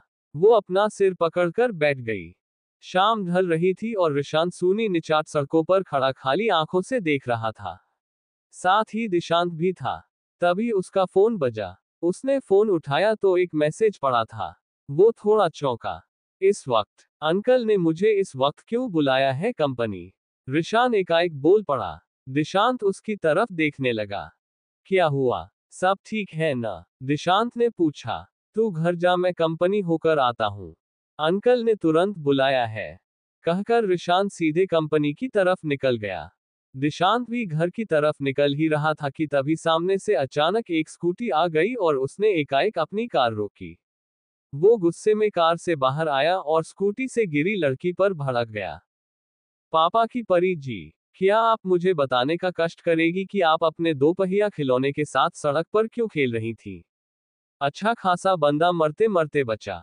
दिशांत बुरी तरह बिफर गया। वो लड़की अपनी कपड़े झाड़ते हुए उठी। माँ के चमचे, तुम मुझे बताने का कष्ट करोगे कि कबाड़ी के कबाड़ चुराकर यूं सड़क जाम कर क्यों बैठे थे? वो लड़की भी उसी अंदाज में नकल उतारते हुए बोली तो दिशांत बुरी तरह चिढ़ गया। उस लड़की ने बाल झटके और अब की दिशांत की तरफ देखा जो हैरानी से मुंह बाए उसे ही देख रहा था। तुम दोनों एक साथ ही जोर से चीख पड़े। दरअसल वो वीना थी। तुम्हें तो अभी बताता हूँ। उस दिन भाभी को क्या पट्टी पढ़ाई थी तुमने। देखो भाभी से दूर रहो वरना तुम्हारे लिए तो बिल्कुल अच्छा नहीं होगा, दिशांत ने गुस्से में कहा। और तुम अपने उस अकड़ू दोस्त से कहा दो कि मेरी दोस्त से दूर रहे, समझे? वैसे तुम्हारे लिए भी अच्छा नहीं होगा। वो भी गुस्से में फट पड़ी। दिशांत ने गुस्से में उसका बाजू पकड़ा ही था कि वीना जोर से चीखी। हेल्प! देखो ये आवारा लड़का क्या कर रहा है। Somebody help me! उद्धरण चिन्ह। वो पूरी तरह नौटंकी करते हुए चिल्लाए तो दिशांत भौंचक रह गया। उसने झट से उसका हाथ छोड़ दिया। राह से गुजरते 2-4 लोगों ने दिशांत को 4-6 गालियों से नवाजा भी। दिशांत दांत पीसते हुए उसे देखता रहा। वीना ने अपना बैग ठीक किया, हेलमेट पहना और स्कूटी पर बैठते हुए मुस्कुराकर बोली, अगर कम लगी हो तो अगली बार फिर मिलना। रोज ही आना जाना रहता है मेरा इधर से मिस्टर खोते दा पुत्र। कहते हुए उसने दिशांत को चिढ़ाया और स्कूटी लेकर चली गई। दिशांत भौचक्का सा उसे जाता देख रहा था। यार, भाभी तो सही है इससे। ये तो पूरी हमारे गैंग में शामिल होने लायक है। मतलब मुझे ही चूना लगाकर चली गई। कहते हुए दिशांत ने बेचारगी सा चेहरा बनाया और अपनी गन की तरफ नजर डाली। तेरा क्या काम, शर्म कर तू। एक लड़की ने तुझे पोपट बना दिया। रिशान, उससे सब कितना डरते हैं और मुझसे तो ये वीना भी नहीं डरती, पर अगली बार इसको सबक सिखाता हूँ। वो उदास होकर बोला और चुपचाप कार में बैठकर विला की तरफ चल पड़ा। विधा बालकनी में खड़ी अभी भी उन बातों के बारे में सोच रही थी। कितना बुरा लग रहा था उसे रिशान के लिए, पर अगले ही पल रीना की दूसरी बात भी याद आ गई। नहीं, वो किसी कातिल से तो प्यार नहीं कर सकती। रिशान कंपनी पहुंचा तो नीरद वहां थे ही नहीं। रिशान को बहुत हैरानी हुई। उसने कॉल भी किया नीरद को, पर फोन नॉट रीचेबल आ रहा था। तभी नीरद की पीए शिखा वहां आ पहुंची। सर, नीरद सर ने आपको कुछ फाइल्स पर सिग्नेचर करने को कहा था। आइए आप मेरे साथ। धनराज ग्रुप्स के साथ कॉन्ट्रैक्ट की फाइल भी देखनी थी, शिखा ने कहा तो रिशान ने एक बार उसे घूरा। वो चुपचाप अंदर आ गया और शिखा कुटिलता से मुस्कुरा उठी। दिशांत विला लौटा और चुपचाप गार्डन में उदास सा बैठ गया। विधा ने बालकनी से उसे देखा तो उसके दिमाग में कुछ ख्याल आया। वो झट से उसके पास आ गई। दिशांत, क्या हुआ, ठीक हो तुम? विधा ने बैठते हुए कहा तो दिशांत ने अपना सिर हिला दिया। आप बैठिए ना, कहकर वो उसकी तरफ देखने लगा। विधा का चेहरा गंभीर था। वो क्या रिशान को अपने माता पिता के बारे में कुछ भी पता है? वो जानता है कि वो कौन है? विधा ने एकाएक ऐसा सवाल पूछा तो दिशांत चौंक उठा। नहीं, पर वो उन्हें ढूंढ रहा है, दिशांत ने धीरे से कहा। विधा गहरी सोच में डूब गई। दिशांत उसे परेशान देखकर बोला, आज आपकी दोस्त मिली थी, वो वीना शीना। निहायत बदजुबान लड़की है वो। कहकर उसने सारा माजरा तफसील से बताया तो विधा हंस पड़ी। पीछे खड़ा सोम भी यह सुनकर खिलखिला पड़ा। दोनों को इस तरह हंसता देख दिशांत खींच गया। फाड़ ले दांत, तेरे दांत न तोड़ दूं तो कहियो, कहकर दिशांत उसकी तरफ लपका और सोम गार्डन में दौड़ने लगा। विधा अब चुप हो गई। कुछ सूझा उसे। अफसोस की विधा एक बात जानकर भी अनजान रह गई। चैप्टर 15 गठबंधन पूजा। रात को जब रिशान लौटा तो चुपचाप शावर लेने चला गया। विधा ने डिनर खत्म कर लिया था। वो बेड पर बैठी थी। रिशान वापस लौटा तो विधा को अपनी तरफ घूरता देख बोल पड़ा, क्या? मुझे क्यों घूर रही हो? विधा ने अपनी पलकें झपकाई और सिर झटक दिया। नीरज सिंघल ने तुम्हें गोद क्यों नहीं लिया? हो तो तुम उन्हीं के घर में, फिर क्या तुम्हें ये बात कभी खटकती नहीं? विधा ने बिल्कुल सपाट लहजे में कहा तो रिशान रुक गया। उसने विधा को गहरी नजरों से घूरा। तुम्हें नहीं सोचना चाहिए ये, मुझे मेरी जिंदगी में किसी का दखल पसंद नहीं है। सो जाओ, उसने एक ठंडी आवाज में कहा और चुपचाप बेड पर लेट गया। विधा ने महसूस किया कि उसका मूड थोड़ा उखड़ा हुआ भी था। विधा का सिर दर्द से फटा जा रहा था। वो कुछ समझ भी नहीं पा रही थी। चुपचाप सोफे पर सिकुड़ कर लेट गई। आंखों से कुछ बूंदें भी सरक गईं। घंटा भर गुजर चुका था पर उसकी आंखों से नींद तो जैसे नदारद थी। वो उठकर बैठ गई। उसने रिशान की तरफ देखा, वो सो चुका था। कितना शांत और गंभीर था उसका चेहरा। दर्द और खामोशी की कितनी ही लकीरें उभर आई थी उसकी मांसपेशियों पर। विधा ने एक गहरी सांस खींची और आहिस्ते से दरवाजा खोलकर नीचे आ गई। किचन की लाइटें ऑन कर उसने एक गिलास पानी लिया। दवाएं उसे नहीं मिली तो वो चुपचाप वहीं बैठ गई। तभी पूर्वी वहां आ गई। वो भी पानी लेने आई थी। क्या हुआ भाभी, आप ठीक तो हैं? पूर्वी ने विधा के मुरझाए चेहरे को देखकर पूछा। सिर दर्द हो रहा है। पेन किलर्स भी जाने कहाँ है? विधा ने बेमन से कहा तो पूर्वी तुरंत पेन किलर्स लेकर लौटी। विधा ने दवाएं ली। आप सो जाए, पूर्वी ने फिक्र से कहा तो विधा कमरे की तरफ लौट गई। वो चुपचाप सोफे पर लेट गई। ये अगला दिन था। आज घर में दोनों के गठबंधन पूजा की तैयारियां चल रही थीं। रिशान तो सुबह ही घर से जा रहा था पर नीरद ने उसे रोक लिया। कुछ सोचकर वो भी रुक गया पर एक कॉल आए और वो बाहर चला गया। हाँ बताओ एसपी, अभी इस वक्त यहाँ क्यों बुलाया? रिशान ने सामने खड़े एसपी से पूछा। वो इस वक्त एक बेहद सुनसान जगह पर खड़े थे। मुझे लगता है कि अब आपको सच बता देना चाहिए। बाय द वे, अभी हमें वेद कपूर के खिलाफ कोई भी सबूत नहीं मिला है। मुझे लगता है कि वो शांत हो गया है, उस एसपी ने कहा तो रिशान ने अपना सिर झटका।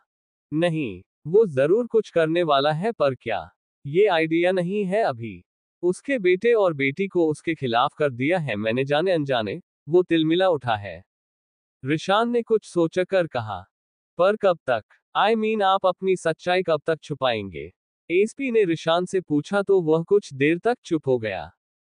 डोंट वरी एसपी, मैं सरेंडर कर दूंगा पर एक बार मुझे वो शख्स मिल जाए जिसने ऑर्फेनेज में आग लगाई थी। उसकी वजह से मैंने मेरे भाई को भी खो दिया। उसके बाद मैं खुद चल कर आऊंगा। अपना कन्फेशन मीडिया के सामने करूंगा। पर अभी बहुत कुछ अधूरा है। मुझे तो ये भी नहीं पता कि मैं हूं कौन। रायचंद सरनेम लगा है तो जरूर मेरे माँ पापा किसी हादसे में मरे होंगे और मुझे ऑर्फेनेज में डाल दिया गया। जैसे ही पता चल जाए फिर रिशान खुद सामने आएगा। रिशान ने गहरी आवाज में कहा तो एसपी ने अपना सिर हिलाया और चला गया। रिशान भी विला की तरफ चल पड़ा। पूर्वी विधा के लिए साड़ी लेकर आई थी। रीना ने ही आज उसे पूजा के लिए साड़ी ही पहनने को कहा था। विधा चुपचाप साड़ी पहनकर नीचे आ गई। तुम्हारा मंगलसूत्र और सिंदूर कहाँ है बेटा? रीना ने विधा की सूनी मांग और खाली गर्दन को देखकर पूछा। रिशान भी वहीं काउच पर बैठा था। उसकी नजर विधा पर पड़ी जो उसे ही बड़ी उम्मीद से देख रही थी। रिशान ने नजरें फेर ली। क्या ये जरूरी है? हम पूजा में साथ बैठ रहे हैं, यही बहुत है, विधा ने बेरुखी से कहा। पर बेटा ये जरूरी है, आप रिशान की पत्नी है, रीना ने जोर देकर कहा तो सब उनकी तरफ देखने लगे। वो नहीं करना चाहती तो इसकी जरूरत नहीं, रिशान ने कहा और पूजा की वेदी पर आ बैठा। विधा भी चुपचाप उसके बाएं तरफ आकर बैठ गई। तभी विवेन और निशा भी आ गए। विधा ने एक बार उनकी तरफ देखा और फिर रिशान की तरफ देखने लगी। सर्वप्रथम आप दोनों संकल्प लें कि हर सुख दुख में एक दूसरे के सहभागी होंगे, शादी के सातों वचनों को पूरी ईमानदारी से निभाएंगे। पंडित जी ने दोनों के हाथों पर फूल रखते हुए कहा तो रिशान और विधा एक दूसरे की आंखों में झांका। पल भर को दिल की धड़कनें जरूर बढ़ी थीं। विधा ने रिशान की दाईं हथेली पर अपनी दाईं हथेली रख दी। दोनों ने अपनी अपनी उंगलियों को हल्का भींच लिया। विवेन गौर से दोनों को देख रहा था। निशा तो विधा के लिए बहुत खुश थी। रीना भी मुस्कुराते हुए दोनों को देख रही थी। आप पहले विधा बेटी की मांग भरें, बिना श्रृंगार के पूजा अधूरी है। पंडित जी ने सिंदूर की डिब्बी आगे करते हुए कहा तो रिशान डिब्बी की तरफ देखने लगा। मुझे माफ करना, जल्दबाजी में भूल गई, विधा ने तुरंत कहा और विवेन की तरफ देखा। रिशान की नजर भी उस पर चली गई। उसने एक चुटकी सिंदूर लेकर विधा की मांग दोबारा भर दी।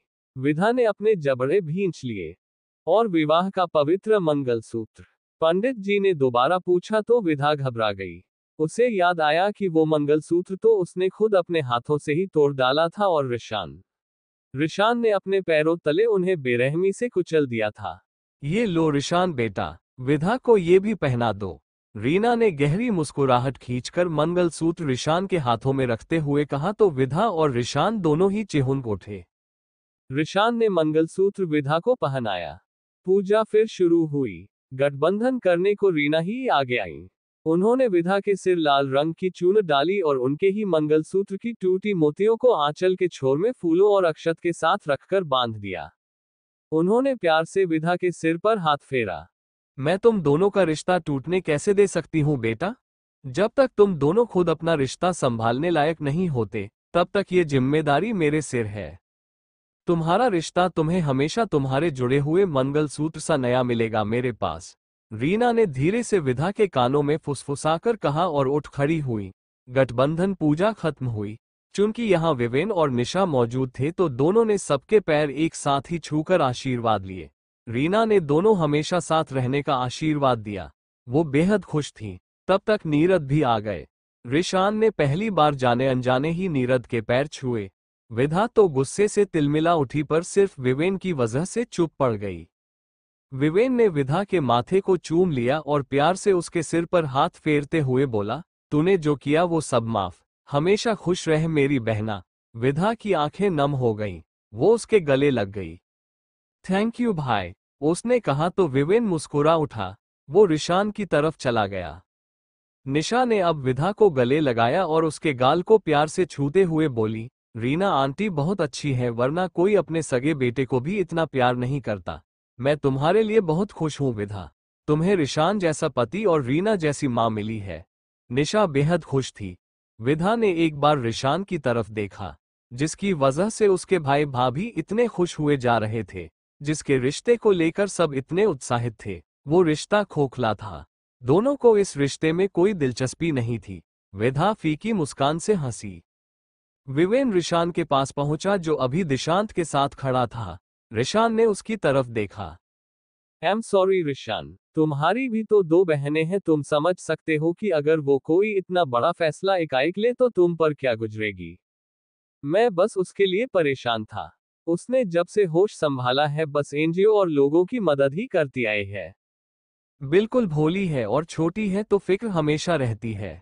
माँ भी तो नहीं थी तो डरता भी था, पर आज सारी फिक्र दूर हो गई है।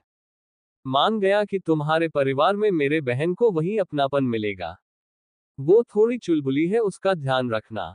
तुम समझदार हो रिशान, विवेन ने बेहद आत्मीयता से कहा तो रिशान ने अपना सिर हिला दिया और विधा की तरफ देखने लगा।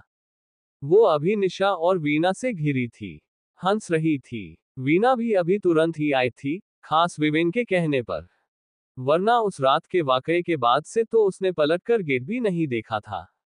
दिशांत उसे देखकर अंदर ही अंदर कुढ़ा जा रहा था। सब बेहद खुश थे कि तभी पुलिस अंदर आई। सब हकबका गए। इस वक्त और क्यों? लगता है आप गलती से यहाँ आ गए हैं इंस्पेक्टर। ये सिंघल विला है, कोई चोर डकैतों का अड्डा नहीं। नीरद ने तंज कसते हुए कहा तो इंस्पेक्टर नीरद को तीखी नजरों से घूरने लगा। काश चोरी डकैती की ही बात होती नीरद साहब, आप बड़े लोग और उतनी ही घिनौनी बड़ी हरकतें। वो भी नफरत से बोला। इंस्पेक्टर, जबान संभालकर बात करो, नीरद ने कड़कती आवाज में कहा। ये रहा रिशान रायचंद के खिलाफ अरेस्ट वारंट, हम एक मुजरिम को गिरफ्तार करने आए हैं। उस इंस्पेक्टर ने कहा तो सब चिहुंक उठे। रिशान अब भी बस माहौल की नाजुकता समझने की कोशिश कर रहा था। पर गुनाह भी तो बताइए, रीना हैरानी से पूछ पड़ी। हैरेसमेंट कहना भी ठीक होता पर यह रेप केस है। मिस्टर नीरद सिंघल की पर्सनल असिस्टेंट शिखा कौशिक के साथ आपके चहेते रिशान रायचंद ने कल शाम जोर जबरदस्ती की थी। पुलिस स्टेशन चलिए, अपने वकील के साथ फिर बताते हैं। वो इंस्पेक्टर बेहद घृणा से बोला तो सब मानो बुद्ध बन गए। अभी क्या सुना था सबने? बिल्कुल अप्रत्याशित था। विधा ने रिशान की तरफ बेहद बेचैनी से देखा। रिशान शांत था पर उसकी नजर भी विधा से टकरा गई। शायद वो उसकी नजरों को पढ़ने की कोशिश कर रहा था। इंस्पेक्टर ने रिशान के हाथों में हथकड़ी लगाई और अपने साथ ले गए। विधा बस हैरानी से घूर रही थी। सब सकते में थे। दिशांत, सोम और नीरद तुरंत पुलिस स्टेशन के लिए निकल गए जबकि घर में मातम पसर गया। रीना परेशान सी वहीं सोफे पर पसर गई। तुझे क्या लगता है, जरूर उस डेविल ने किया ही होगा, वीना ने विधा के कान में फुसफुसा कर कहा। पर विधा तो जैसे सुन्न पड़ गई थी। क्या हुआ था ये? वो तुलना करने लगी। कहाँ थे रिशान के पिता कविश और खुद रिशान? चैप्टर 16 रिशान गिरफ्तार। सब हैरान रह गए थे। अभी अभी जो होकर हटा था क्या वो सच भी हो सकता था? रिशान को गिरफ्तार कर लिया गया था। विवेन अनिश्चितता से सब समझने की कोशिश कर रहा था। वो विधा के पास आया। तुम चिंता मत करो, मैं देखता हूं कि ये मसला क्या है। पर याद रखना, अगर ये सच हुआ तो तुम्हें ये शादी तोड़नी होगी विधा। विवेन ने दृढ़ता से कहा तो विधा की नजर विवेन पर पड़ी। वो ऐसा नहीं कर सकता भाई, जरूर उसे फंसाया जा रहा है। वो जिद्दी अड़ियल जरूर है पर रेपिस्ट नहीं भाई, विधा ने भी सख्ती से जवाब दिया तो सब चुप हो गए। रीना ने विधा की तरफ बेहद उम्मीद से देखा। तुम परेशान मत हो विधा, विवेन सब संभाल लेंगे, कहकर निशा ने उसे गले से लगाया और उसे सांत्वना दी। वीना भी विधा की तरफ देखने लगी। विवेन और निशा दोनों ही निकल गए। विधा हकबकाई सी अभी भी गहरी सोच में डूबी हुई थी। तुझे लगता है कि ये सही है? वो शख्स जिसने तुझसे जबरदस्ती शादी की वो सही है? तू पागल हो गई है विधा, वीना ने गुस्से में कहा तो विधा उसकी तरफ देखने लगी। वो बात अपनी जगह पर ये अलग बात है। रिशान ऐसा इंसान नहीं है समझी, वो भी जिद भरे स्वर में बोली। वीना चुप हो गई। ठीक है, मैं निकल रही हूं, तुझे कोई काम हो तो कॉल करना, ओके। वीना मन महसूस कर उससे बोली और उसे दिलासा देकर खुद भी निकल गई। सब हैरान परेशान से बैठे थे। नेहा भी सबके साथ बैठी थी। तुम्हें तो खुश होना चाहिए, मातम क्यों मना रही हो? तुम्हारी वजह से ही हम पर ये आफत आई है। वो गुस्से में बोली तो रीना ने उसे एक थप्पड़ जड़ दिया। जबान संभाल कर बात करो नेहा, जितना हक तुम्हारा, पूर्वी और रिशान का है इस घर में उतना ही विधा का भी, समझी? नेहा आंखों में आंसू लिए रोते हुए कमरे में चली गई जबकि विधा दंग रह गई। पूर्वी और विधा भी अपने अपने कमरे में चले गए। विधा का पूरा दिमाग स्पंज की तरह निचुड़ चुका था। सब उसकी समझ से बाहर था। रिशान को जीप से उतारकर लॉकअप में डाल दिया गया। पीछे पीछे ही नीरद और दिशांत भी पहुंचे। नीरद अंदर आए और एसीपी के केबिन में तुरंत ही दाखिल हुए। ये क्या चल रहा है एसीपी? मेरे घर में भी पुलिस इस तरह मुंह उठाए चली आएगी? अभी के अभी मेरे बेटे को रिहा करो वरना मैं भी अपनी औकात पर आ जाऊंगा। जाहिर था कि नीरद इस वक्त गुस्से में आग भभूका हुए जा रहे थे। उनका बस चलता तो जेल की सलाखें इसी वक्त तोड़कर रिशान को छुड़ा लाते। दिशांत ने किसी तरह उन्हें संभाला और उनका गुस्सा थोड़ा कम किया। पहले आप बैठिए तो नीरद साहब, देखिए मामला गंभीर है, मैं आपको बात की गंभीरता से रूबरू करवाता हूं। वो एसीपी बेहद नरमी से बोले तो नीरद ने गहरी सांस फेफड़ों में भरी और आराम से बैठ गए। देखो एसीपी, आराम मुझे तभी मिलेगा जब रिशान इस गंदी जगह से बाहर होगा, नीरद ने फुफकारते हुए कहा तो पल भर शांति पसर गई। एसीपी ने एक फोटोज का लिफाफा निकाला और सारी फोटोज अलग कर सामने रख दी। दिशांत और नीरद दोनों ही बुरी तरह चिहुंक उठे। कई तस्वीरें बेरंगी थीं। कहीं रिशान ने शिखा का जबड़ा भींच रखा था तो कहीं वो उसके बेहद करीब क्रूरता से उसे देख रहा था। दिशांत ने नजरें फेर ली। क्या ये सब सच था? नीरद का सारा गुस्सा पल भर में काफूर हो गया। वो हकबकाई नजर से सारी तस्वीरों को अविश्वास से देखने लगे। ये सच नहीं है। जरूर उसे फंसाया जा रहा है। रिशान इतने कमजोर जिगर का नहीं है कि वो कोई भी ऐरी गैरी लड़की के पीछे दुम हिलाता फिरेगा। नीरद ने अपनी आंखें भींचते हुए कहा। ये सब असहनीय था। दिशांत तो चुप रह गया। उसे गहरा धक्का लगा था। यही सच है सिंघल साहब, ये संगीन अपराध है और हम इसे दबा भी तो नहीं सकते क्योंकि उस लड़की का बयान भी हमारे पास सुरक्षित है। इसमें हम आपकी कोई भी मदद नहीं कर सकते, बस आप कर सकते हैं, एसीपी ने कहा तो नीरद उनकी तरफ देखने लगे। पर कैसे? क्या उस लड़की शिखा से सुलह करके? नीरद ने तपाक से पूछा तो एसीपी ने हामी भरी। हाँ, शायद वहीं से बात बने, वरना अगर कोर्ट में आपका वकील केस अपने पक्ष में खींच ले तभी ये गुत्थी सुलझेगी, वरना तो हम सब मजबूर हैं। एक नहीं बल्कि हर सबूत चीखकर सच बता रहा है, एसीपी ने कहा तो अब तक शांत पड़ा दिशांत बोल पड़ा, झूठ बता रहा है, क्योंकि ये सच है ही नहीं। मेरा भाई इतनी घिनौनी हरकत कर ही नहीं सकता। वो गुस्से में बोला और बाहर निकल गया। ठीक है, मैं देखता हूँ, पर उसे कोई भी तकलीफ नहीं होनी चाहिए, नीरद ने अपने जबड़े भींचते हुए कहा और बाहर निकल गए। उनका लॉयर भी साथ ही आया था। वो तुरंत उनके सामने आ पहुंचा। सॉरी सर, मैं कुछ भी नहीं कर सकता, क्योंकि केस बेहद संजीदा है। हमें तारीख का इंतजार करना होगा, कहकर वकील ने अपना सिर झुका लिया। नीरद और वकील दोनों बाहर निकल गए। दिशांत रिशान के पास गया। रिशान चुपचाप दीवार से टिककर खड़ा था। रिशु, दिशांत ने कहा तो रिशान ने उसकी तरफ देखा। दिशु, तू जाना, बेवजह खुद को तंग कर रहा है। एक दिन तो हमें अपने कर्मफल भुगतने ही है ना। वो बेहद संजीदगी से बोला तो दिशांत ने गुस्से में उसके चेहरे पर एक मुक्का जड़ दिया। कर्मफल? डफर, तू ऐसा नहीं है, समझा, और मेरे रिशु के खिलाफ कुछ भी बोला तो तेरा मुंह तोड़ दूंगा। वो गुस्से में बोला तो रिशान अपने होंठ पर उंगली फिराता हुआ मुस्कुरा उठा। लगता है तेरी ही आदत विधा ने भी सीख ली। वो माहौल हल्का करते हुए बोला तो दिशांत खींच गया। यार, उस शिखा ने तुझे अच्छा फंसाया, पर बता तो सही कि तू आखिर उससे मिला कब? उसने तेरे साथ अपनी कुछ बेढंगी तस्वीरें भी जमा करा रखी हैं। दिशांत ने उसे साफ साफ बता दिया। कल शाम तेरे साथ ही तो था जब कंपनी पहुंचा। मुझे पहले ही कुछ शक हुआ, पर क्या पता कि वो लड़की इतनी शातिर निकलेगी। खैर, अच्छा ही है सबको मुझसे आजादी मिल गई। रिशान ने विधा के बारे में सोचकर कहा तो दिशांत ने उसे गुस्से में घूरा। तू परेशान मत हो, अंकल देख रहे हैं, हम जल्द तुझे छुड़ा लेंगे, कहकर दिशांत ने उसके बाद बिगाड़ दिए और रिशान भावहीन सा उसे देखता रहा। वो जाने को पलटा पर रुक गया। विधा भाभी का ध्यान रखूंगा, पर क्या पता वो कैसे रिएक्ट करेगी, दिशांत ने जाते हुए कहा तो रिशान बस उसे देखता रहा। वो सब जैसे ही बाहर निकले कि विवेन मिल गया। क्या पता चला? विवेन ने अनिश्चितता से पूछा। अभी बेल नहीं मिली है, देखते हैं शायद कल तक, दिशांत ने हताशा से कहा तो विवेन ने उसके कंधे पर हाथ रख दिया। क्या हुआ? रिशान नहीं आया? आप लेकर क्यों नहीं आए रिशान को? रीना ने नीरद को अंदर आते देख पूछा। नीरद चुपचाप सोफे पर सिर टिका कर बैठ गए। रीना परेशान सी दिशांत को देखने लगी। दिशांत बेटा, रिशु नहीं आया? क्या हुआ पुलिस स्टेशन में? रीना ने उसे झकझोरते हुए पूछा। तब तक विधा, पूर्वी और नेहा भी नीचे आ गए। उस लड़की ने बयान दिया है रिशु के खिलाफ, हमारा लायक कुछ भी नहीं कर सकता, शायद तारीखों तक इंतजार करना पड़ेगा, दिशांत ने मरी आवाज में कहा तो रीना की आंखें डबडबा आईं। विधा भी चिहुंक उठी।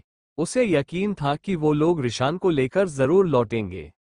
ऐसा नहीं है, मैं रिशान को कल तक हर हाल में घर ले आएंगे, नीरद ने कड़े शब्दों में कहा और अपने कमरे में चले गए। पूर्वी रीना को लेकर गार्डन की तरफ चली गई। वो बहुत रो रही थी। नेहा भी अपने कमरे में चली गई। दिशांत लुंज पुंज सा खड़ा रहा और विधा उसके पास आ गई। क्या बात है, क्या मसला ज्यादा गंभीर है? विधा ने गंभीरता से दिशांत से पूछा तो वो उसकी तरफ देखने लगा। हाँ भाभी, पर ऋषु ऐसा नहीं कर सकता, वो गलत नहीं है। दिशांत कह ही रहा था कि विधा उसकी बात काटते हुए बोली, मुझे पता है कि हिटलर ये नहीं करने वाला। वो सिर्फ ऊपर तह सख्त रखता है, बाकी वो बुरे दिल का शख्स नहीं है। तुम पहले बात तो बताओ कि आखिर पूरा मामला क्या है? विधा ने कहा तो दिशांत चौंक उठा। मतलब कि विधा ऋशांत पर भरोसा करती थी। दिशांत के चेहरे पर इस वक्त भी मुस्कुराहट आ गई। उसे उम्मीद हो चली थी जरूर विधा ही वो वाजिब शख्स है जो ऋशांत के दिल की गहराई तक पहुंचने वाली थी। उसने तफसील से सारी बात विधा को बता दी। सब कुछ। विधा भी कुछ सोचने लगी। उसे भी याद आया कि कल रात लौटने पर ऋशांत का मूड कुछ उखड़ा हुआ जरूर था।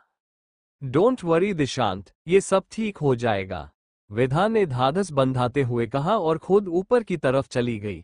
दिशांत भी कुछ सोचने लगा। विवेन जैसे ही घर पहुंचा तो निशा उसका ही इंतजार कर रही थी। उसने निशा को भी बता दिया कि मामला गंभीर है। विधा की जिंदगी में भी जाने कौन कौन से मोड़ लिखे हैं। निशा ने निराशा से कहा तो विवेन भी परेशान हो गया। डैड से बात करता हूं, शायद वो कुछ मदद कर सके। अगर कर दी तो मैं भी उन्हें माफ कर दूंगा। सिर्फ दो ही बातें होंगी, या तो विधा ऋशान के पास रहेगी अगर वो बेगुनाह है तो, या फिर मैं उसे लेकर आऊंगा अगर वो गुनहगार होगा। कहकर विवेन वापस उल्टे पांव ही लौट गया। वो वेद कपूर के पास चला गया। निशा परेशान सी बैठी थी। विधा सीधे नीरद के कमरे में आए। तुम आ जाओ। नीरद ने दरवाजे पर विधा को देखकर अंदर आने को कहा। विधा अंदर आ गई। ऋशान के लिए परेशान हो? उसे जल्द छुड़ा लाऊंगा, नीरद ने बोझिल स्वर में कहा। नहीं, पर आप उसे छुड़ाएंगे कैसे? किस तरीके से? वो बेहद तत्परता से बोली तो नीरद ने उसकी तरफ अनिश्चितता से देखा। क्या कहना चाहती हो तुम? वो चिहुन कर बोले। सही सवाल। अगर आप चाहें तो मैं उसे रिहा करवा सकती हूं, पर आप चाहें तो। विधा ने फिर अर्थपूर्ण ढंग से कहा तो नीरद थोड़ा सीधे हुए। क्या चाहती हो तुम? मुझे तो नहीं लगता कि पैसे जायदाद की लालची हो, वो असमंजता से बोले तो विधा के चेहरे पर हल्की मुस्कुराहट उभरी।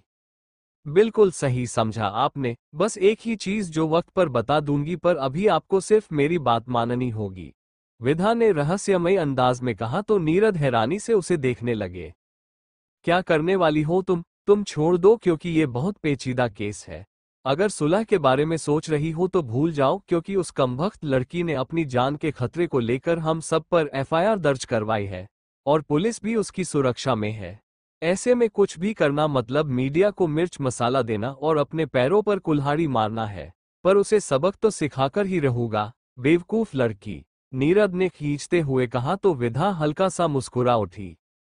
प्यार तो आप बहुत करते हैं ऋशांत से, उसे तकलीफ में नहीं देख सकते क्यों सिंघल साहब? खून खून ही होता है।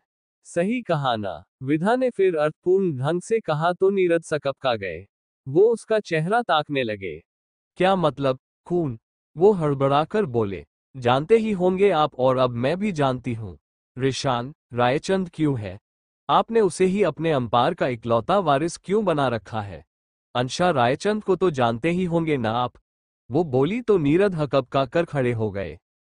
क्या बकवास कर रही हो तुम? वो गुस्से में चीखें। रिलैक्स, ऋशान को न पता चले और वो जेल से छूट जाए, इसके लिए आपको जो कह रही हूं वही करिए, ये आपके ही फायदे का सौदा है। डोंट वरी, मैं आपकी तरह चीटर नहीं है मिस्टर सिंघल, वो नफरत से बोली और फिर कुछ कहने लगी। नीरद हैरानी से सब सुन रहे थे।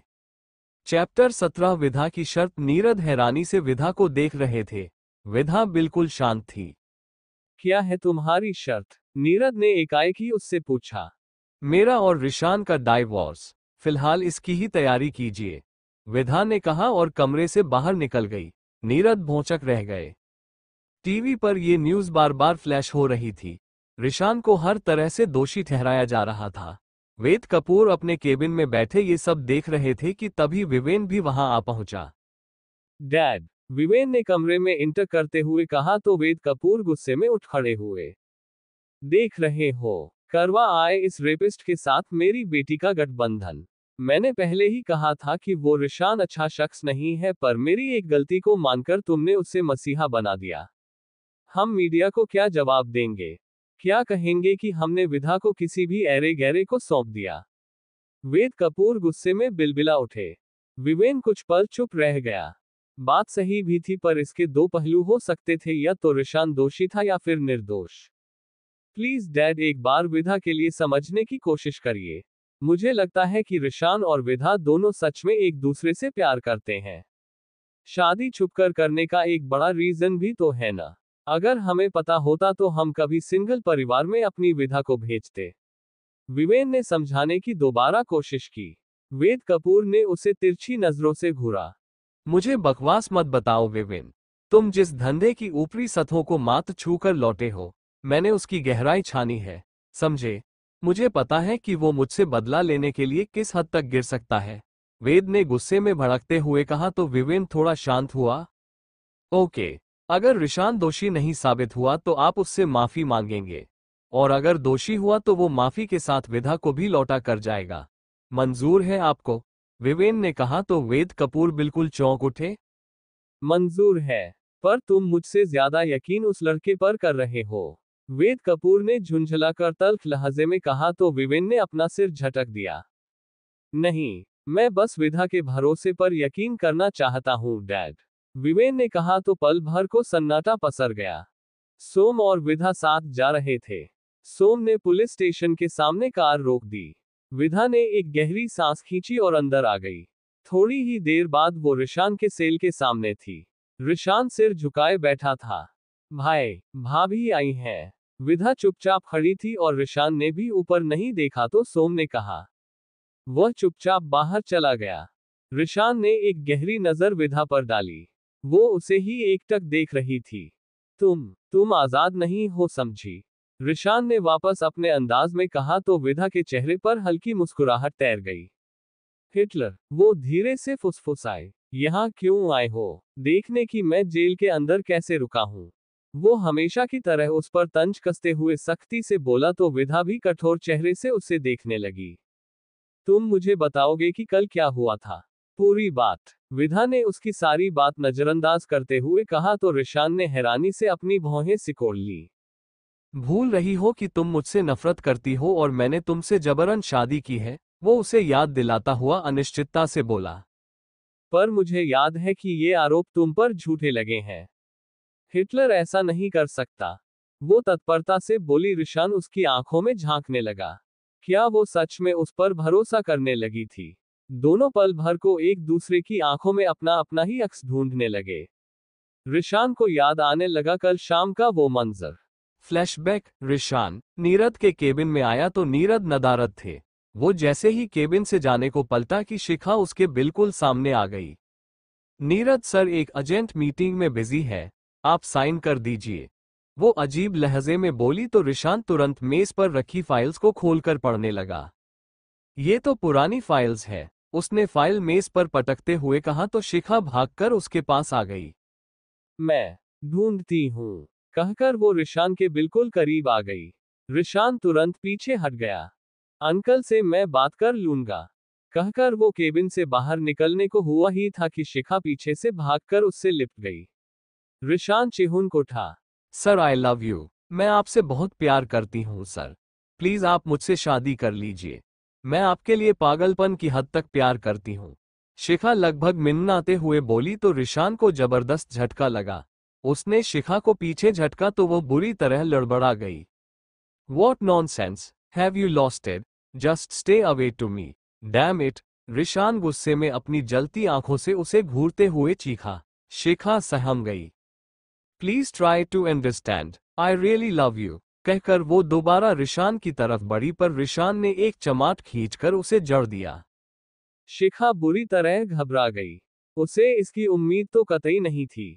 उसे लगा था कि शायद रिशान उसका प्रपोजल एक्सेप्ट कर ले, पर यहाँ तो सब उल्टा ही हो रहा था। रिशान ने गुस्से में उसका जबड़ा पकड़ा और उसके चेहरे के करीब आकर नफरत और गुस्से में बोला, दोबारा शक्ल मत दिखाना सिंघल इंडस्ट्रीज में।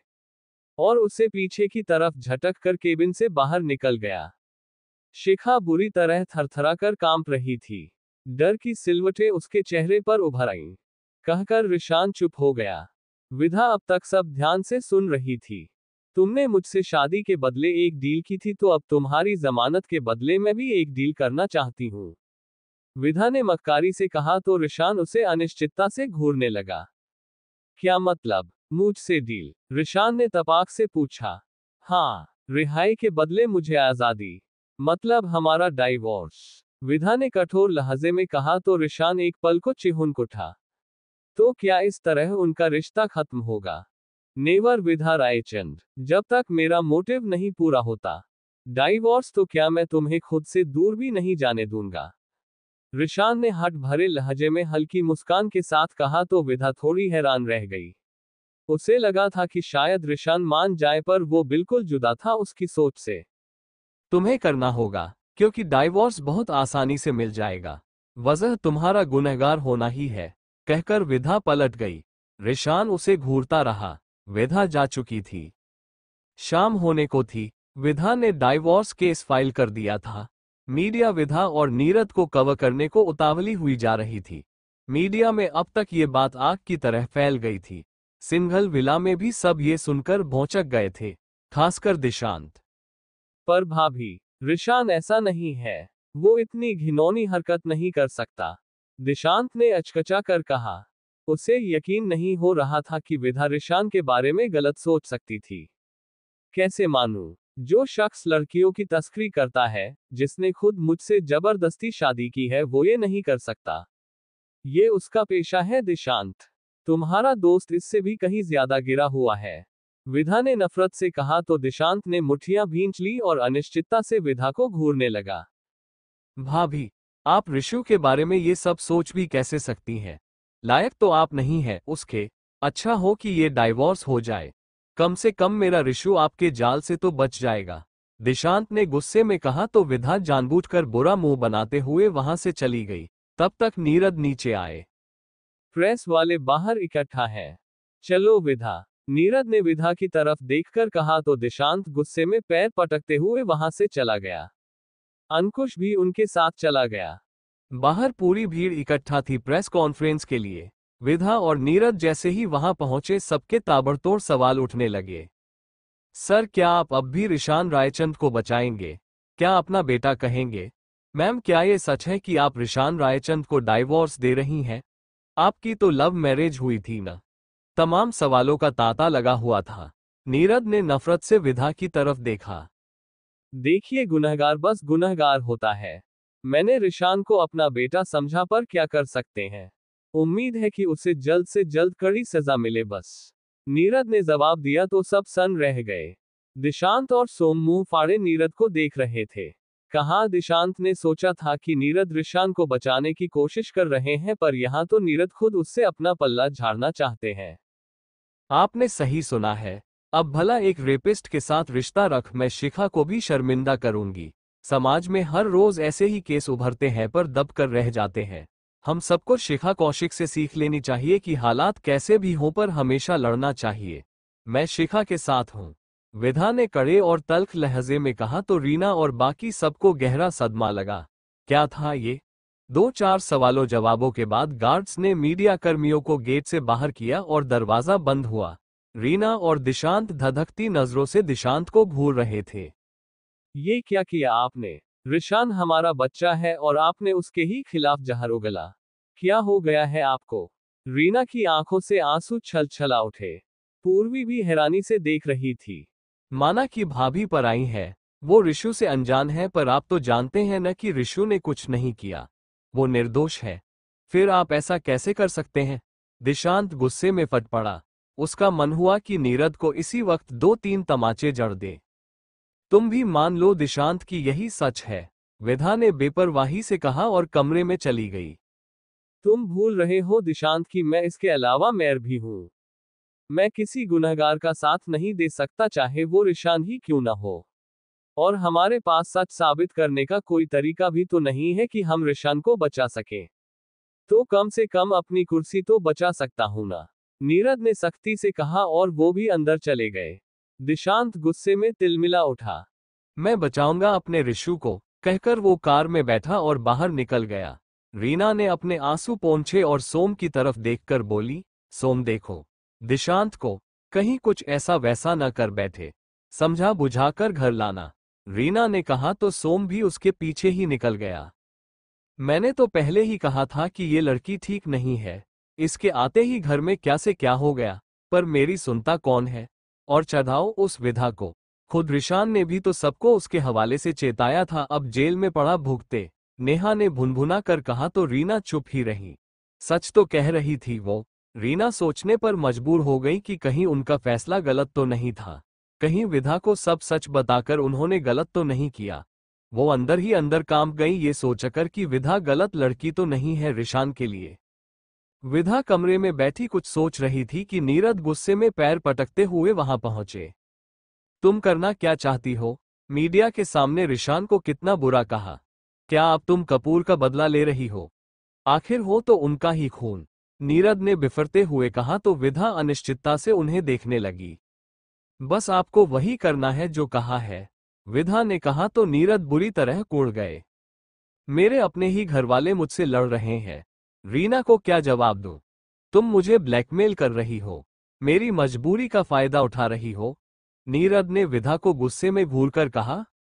रिशान ने भी तो मुझे ब्लैकमेल किया, थोड़ा इंतजार करिए सिंघल साहब, रिशान की जिम्मेदारी मेरी रही, विधा ने मुस्कुराकर तंज कसते हुए कहा तो नीरद झुंझला गए।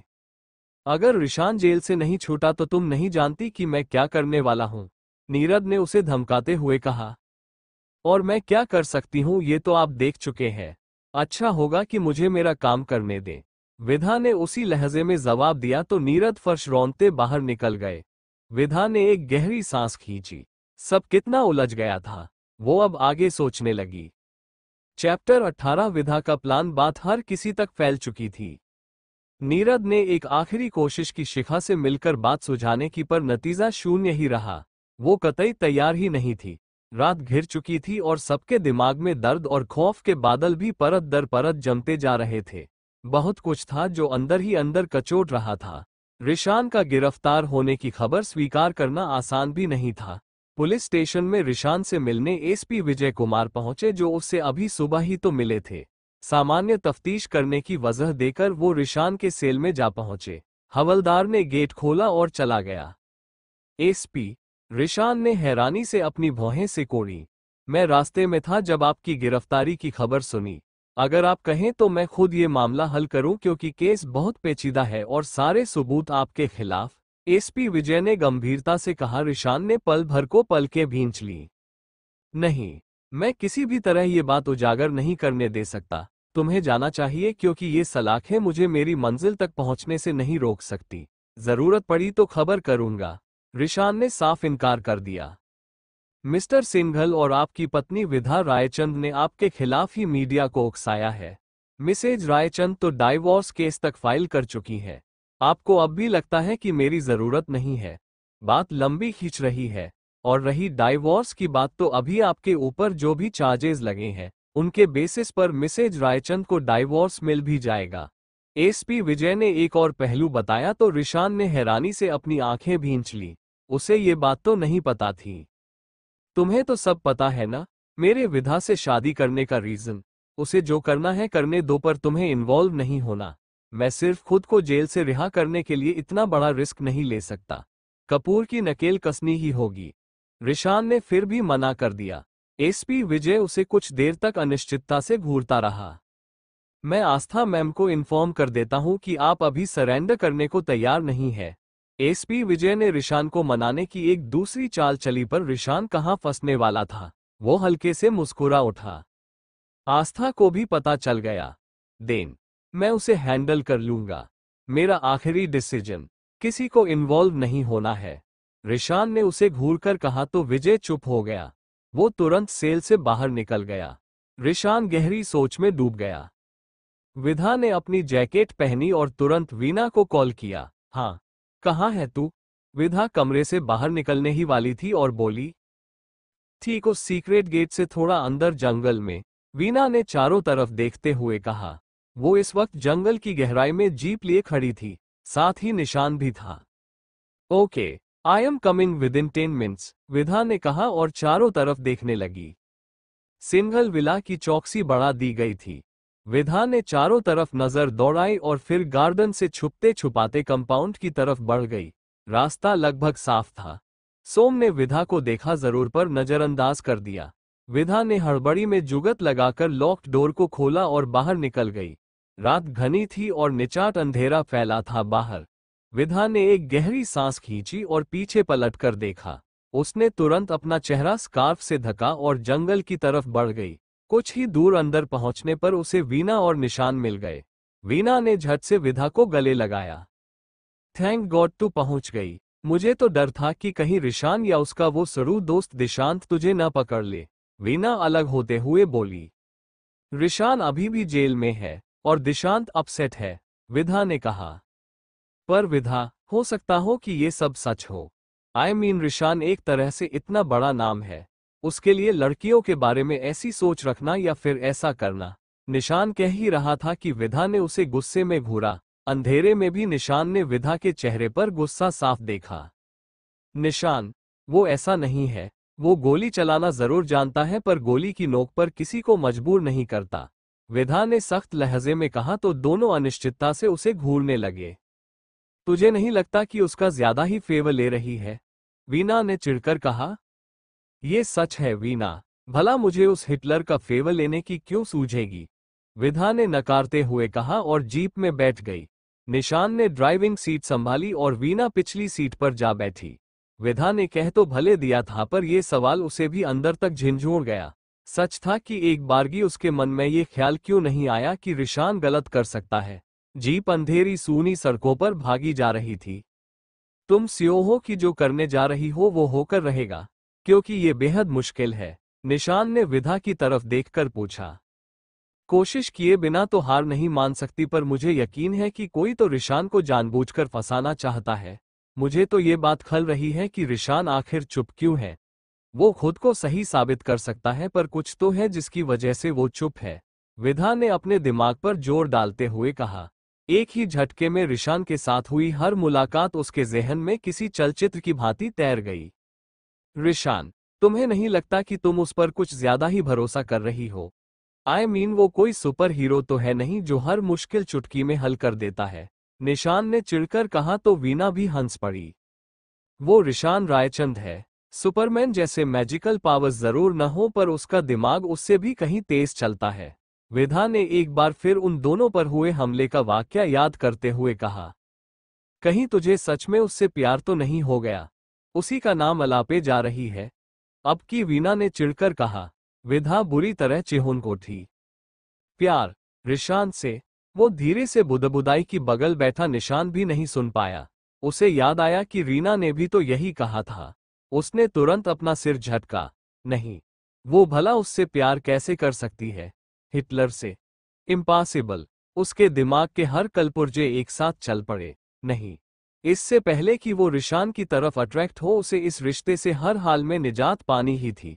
जैसे सैकड़ों घड़े पानी उस पर एक साथ फेंक दिया गया हो, वो इस कदर चिहुंद गई थी, पर वो अनजान थी कि कोशिशें सिर्फ हरकतों पर होती हैं, एहसासों पर नहीं। निशान ने एकाएक जीप रोकी। कुछ ही दूरी पर एक घर नजर आ रहा था। अंदर कैसे जाएंगे? वीना ने पूछा तो विधा भी सोच में पड़ गई।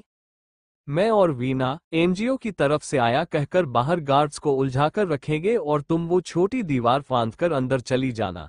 वैसे भी महिला मोर्चा ने उसके लिए मुहिम चलाई है तो हम भी कह देंगे कि एनजीओ उसकी मदद करना चाहता है। निशान ने बढ़िया उपाय सुझाया तो विधा और वीना दोनों के चेहरे पर गहरी मुस्कुराहट तैर गई। लेकिन एनजीओ का इतनी रात गए मदद करने का क्या तुक? वीना ने फिर सवाल दागा तो विधा हंस पड़ी। अरे यार, बता देंगे कि हम लोगों से छुप कर आए हैं वरना मीडिया हमारे पीछे न आ जाती। अभी तक तो वो मीडिया से दूर ही है ना, निशान ने झुंझलाकर कहा तो वीना झेप गई और विधा फिर हंस पड़ी। तीनों जीप से उतरे और आगे बढ़ने को हुए कि वीना बोल पड़ी। काम होते ही हमें मैसेज छोड़ देना, कोई पंगा हुआ तो तुरंत बताना। विधा ने अपना सिर हिलाया और वो पिछली छोटी दीवार को फांदकर झाड़ियों के ओट में छुपती छुपाती घर के अंदर तो पहुंच गई, पर सारी खिड़कियां दरवाजे सब बंद थे। उसे समझ नहीं आया कि वो अंदर जाए तो कैसे। उसे एक तरकीब सूझी। विधा झट से एक पत्थर उठाकर फेंकने को हुई, पर अचानक ही उसे याद आया कि आवाज बाहर गई तो दोनों कांस्टेबल के साथ गार्ड्स भी सजग हो जाएगा। वो झुंझलाए। खिड़की भी ऊपर थी। उसने अपने जेब से लिपस्टिक निकाली और 3-4 गमलों को उठाकर दीवार के पास सटाकर एक के ऊपर एक रख दिया। खुद संभल कर उस पर चढ़ी और लिपस्टिक से कुछ लिखने लगी। जाहिर था कि अंदर लाइट ऑन थी तो शिखा जाग ही रही थी। Mrs Raichand is here. विधा को जो सूझा उस वक्त उसने लिख दिया। उसे लगा था कि ये जरूर काम करेगा, पर अगले 10 मिनट तक कोई भी हलचल नहीं हुई। विधा गमलों से नीचे उतरने को हुई ही थी कि खिड़की आहिस्ता से खुली। विधा ने हैरानी से उस तरफ देखा। कौन? विधा। विधा रायचंद, आप यहाँ? क्या आप भी नीरज सर की तरह मुझे पैसे का लालच देने आई हैं? और इस तरह शिखा ने गुस्से में विधा को लताड़ते हुए कहा तो विधा उसकी बात काटते हुए बोली, लिसन टू मी, मैं तुम्हारे लिए ही ऑफर लेकर आई हूं। जानती हो कि मैं रिशान से डाइवोर्स ले रही हूं। विधा आगे कुछ कहती इससे पहले ही उसका बैलेंस बिगड़ा और वो नीचे गिरने को हुई कि शिखा ने उसका हाथ पकड़ लिया। तेज आवाज के साथ सारे गमले एक एक कर नीचे गिर पड़े। बाहर भी आवाज गई। वीना और निशान दोनों ही अपना सिर पकड़कर खड़े थे। गार्ड भागकर अंदर आया, तब तक शिखा नीचे आ गई थी। कुछ नहीं, मैं ही गमलों को हटा रही थी और वो गिर गए। शिखा ने साफ झूठ बोला। वो 2 लोग एनजीओ से आए हैं आपसे मिलने। गार्ड ने उसे बताया तो शिखा ने अंदर भेजने को कहा। इस वक्त विधा और शिखा साथ बैठी थीं। विधा की नजर शिखा पर ही थी। मुझे नहीं पता था कि रिशान ऐसा इंसान है, वरना मैं कभी उससे शादी नहीं करती। विधा ने बनावटी अफसोस से कहा तो शिखा उसकी तरफ देखने लगी। उसने टीवी में भी विधा का बयान देखा था। मुझे दुख है रिशान ने तुम्हारे साथ। अब तो तुम उससे बेहद नफरत करती हो, वरना तो मैं तुम्हारी शादी उससे ही करा देती। विधा ने जानबूझकर नम आंखों से कहा तो शिखा भौंचक गई। तब तक निशान और वीना भी आ गए। फिर शुरू हुई वीना की बकबक। वीना महिला सशक्तिकरण और तमाम योजनाओं के बारे में इतनी बारीकी से बता रही थी कि विधा और निशान अपना सिर पकड़कर बैठ गए। आखिर में उकता कर शिखा ने ही उसे चुप रहने का कहा तो वीना ने चोर नजरों से दोनों को देखा जो उसे खाने वाली नजरों से घूर रहे थे। वो सकपका गई। अब कौन मुझसे शादी करेगा? रिशान सर ने मेरी जिंदगी बर्बाद कर दी। मैंने तो उन्हें अच्छा इंसान समझा था, पर शिखा ने अब की सिसकते हुए वही बात छेड़ी तो विधा के चेहरे पर गहरी मुस्कुराहट तैर गई। वो बुरा इंसान नहीं है, पर जाने अनजाने कैसे वो तुम्हारे साथ ये गलती कर ही बैठा। मैं तो अब निशान के साथ शादी करने वाली हूँ। ये एक अच्छा बहाना भी मिल गया। विधा ने निशान को देखकर कहा तो निशान बुरी तरह चिहुन उठा। शादी? वो अचक्के में बोला तो विधा ने उसे तरेरा। वो चुप हो गया। जानती हूं कि तुम्हें पैसे की नहीं बल्कि सहानुभूति और साथ की जरूरत है। तुम मुझे कभी भी कॉल कर सकती हो जब जरूरत समझो। ये रहा मेरा नंबर। बताना अगर जरूरत पड़ी तो। कहते हुए विधा उठ खड़ी हुई। शिखा ने अपना सिर हिलाया। वो तीनों ही घर से बाहर तो निकले, पर विधा पिछले गेट से निकली। ये आइडिया शिखा ने ही सुझाया था। तुम्हें वहां बकबक करने को किसने कहा था? दिशांत ने बिल्कुल सही ही कहा था कि तुम बिल्कुल नौटंकी हो। विधा ने वीना पर गुस्सा करते हुए कहा। वीना हैरानी से उसका मुंह ताकने लगी। और तुम्हें मुझसे शादी करनी है? ये कब तय हुआ? निशान ने उन दोनों की बात को नजरअंदाज करते हुए तुनकते हुए पूछा तो तीनों ने एक दूसरे को देखा। फिर तीनों ही एक साथ जोर से हंस पड़े। तीनों जीप में बैठे और लौटने लगे। वैसे तुम्हारा अंदाजा सही था। रिशान निर्दोष है, बस उसे फंसाया जा रहा है।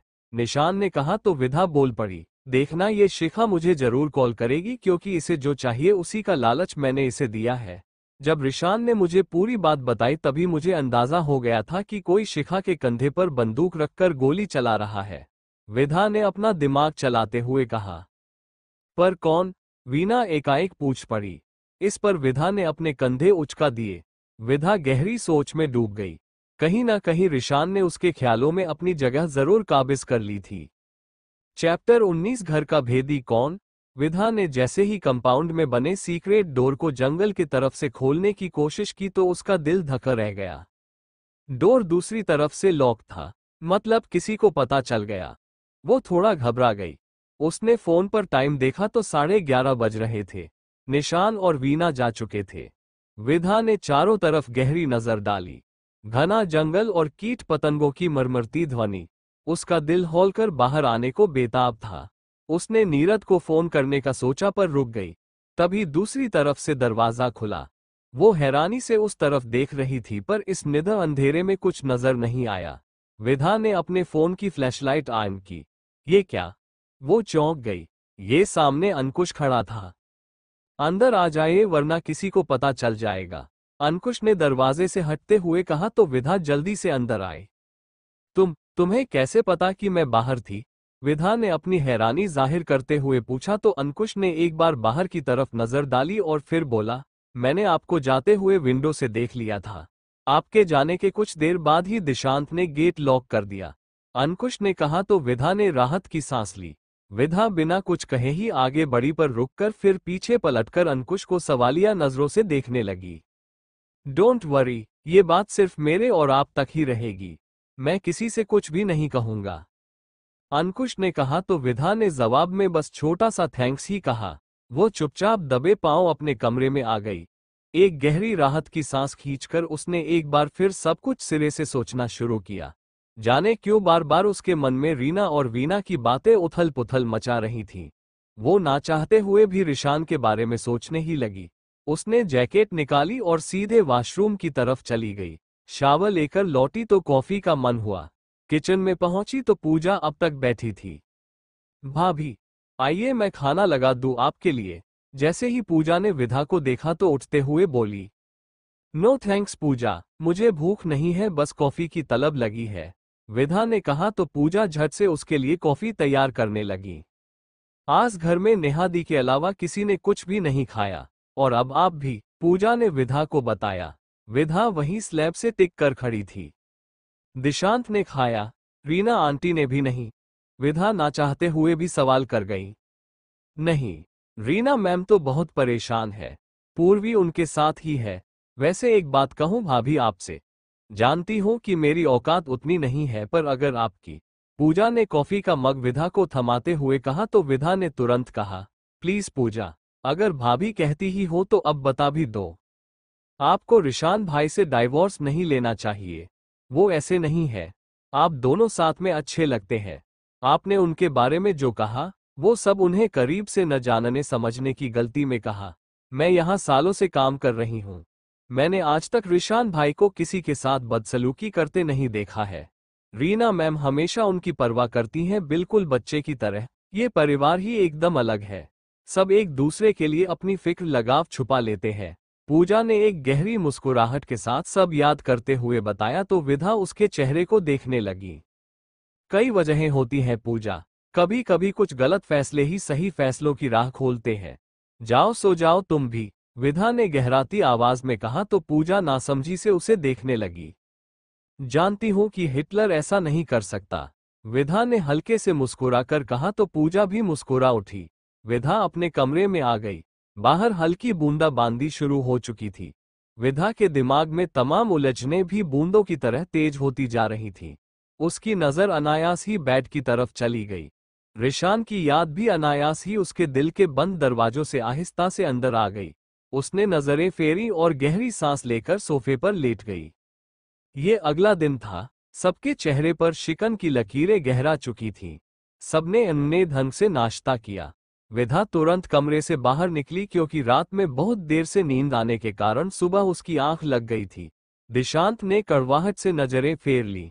रीना उसके पास आ गई। शायद मैं गलत थी पर अब भी मुझे लगता है कि सब ठीक हो जाएगा, कहकर रीना ने विधा की तरफ देखा और चुपचाप चली गई। सब विधा को नफरत की दृष्टि से ही देख रहे थे। विधा सबको नजरअंदाज करके जैसे ही बाहर निकली, सामने से विवेन आ गया। भाई आप, विधा थोड़ा चौंक गई।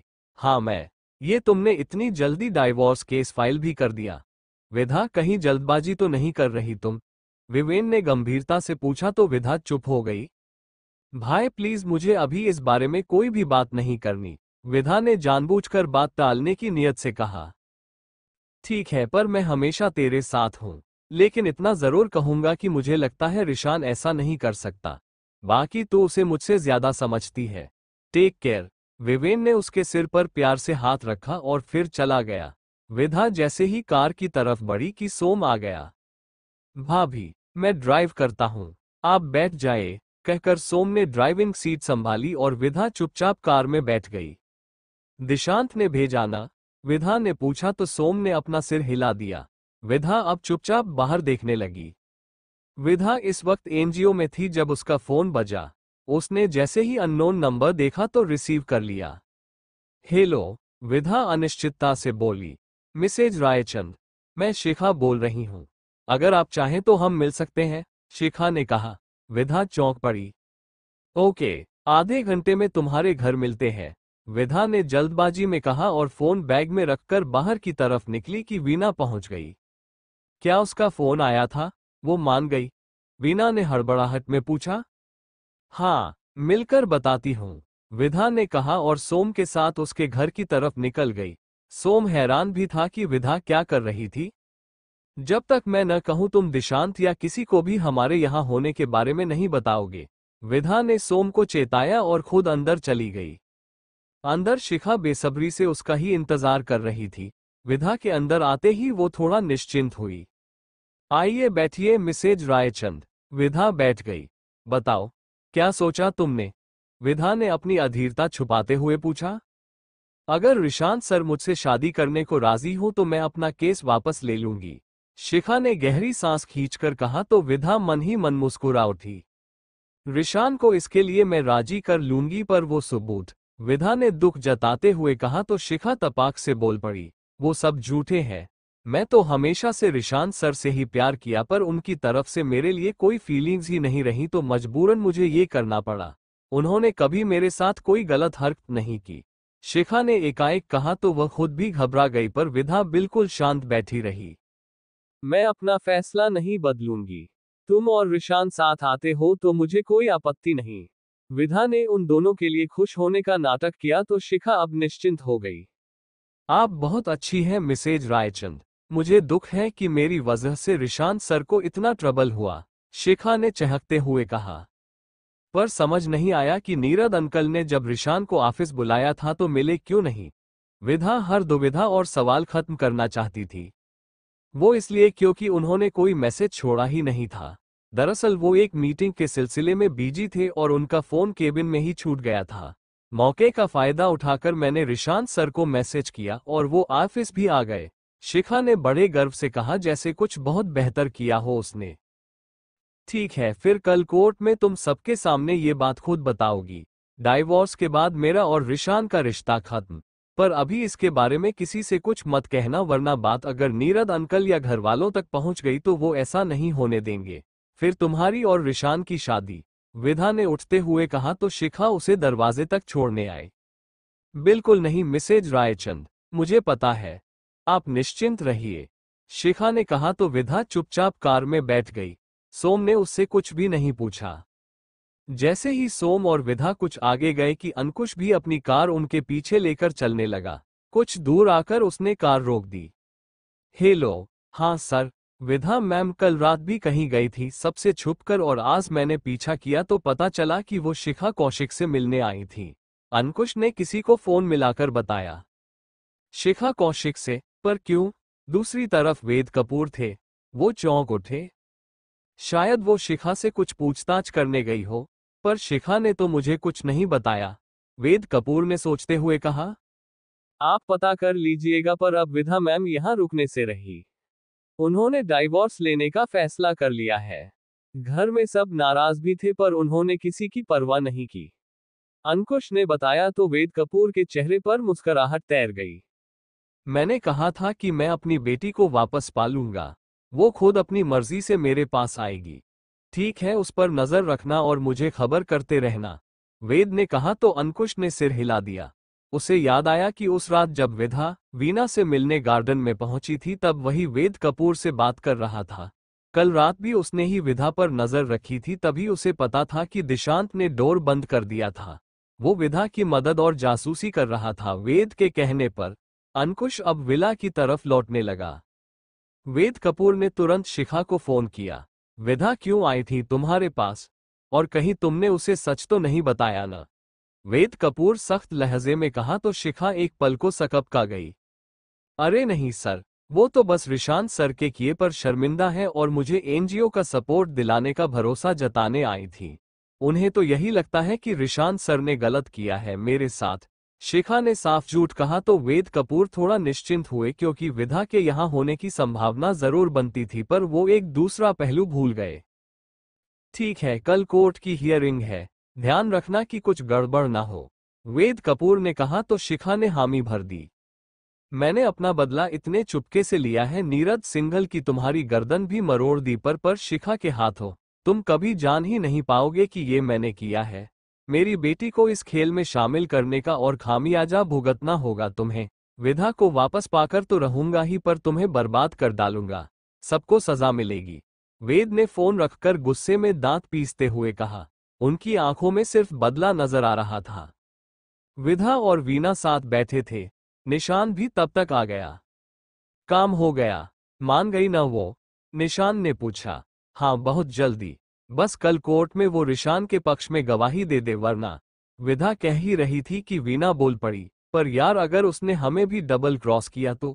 आई मीन, कोई है जो उससे ये सब करवा रहा है, तो क्या वो इतनी आसानी से हार जाएगा? हमें उस असली गुनहगार को सामने लाना होगा। वो दोनों वीना को देखने लगे। विधा ने रिकॉर्डर खोला तो सब चौंक पड़े। उसकी और शिखा की हर बात उसने रिकॉर्ड कर ली थी। दैट्स ग्रेट, तो हम अभी ये सबूत पुलिस को सौंपकर रिशान को छुड़ा सकते हैं, निशान ने चहकते हुए कहा तो विधा कुछ सोचने लगी।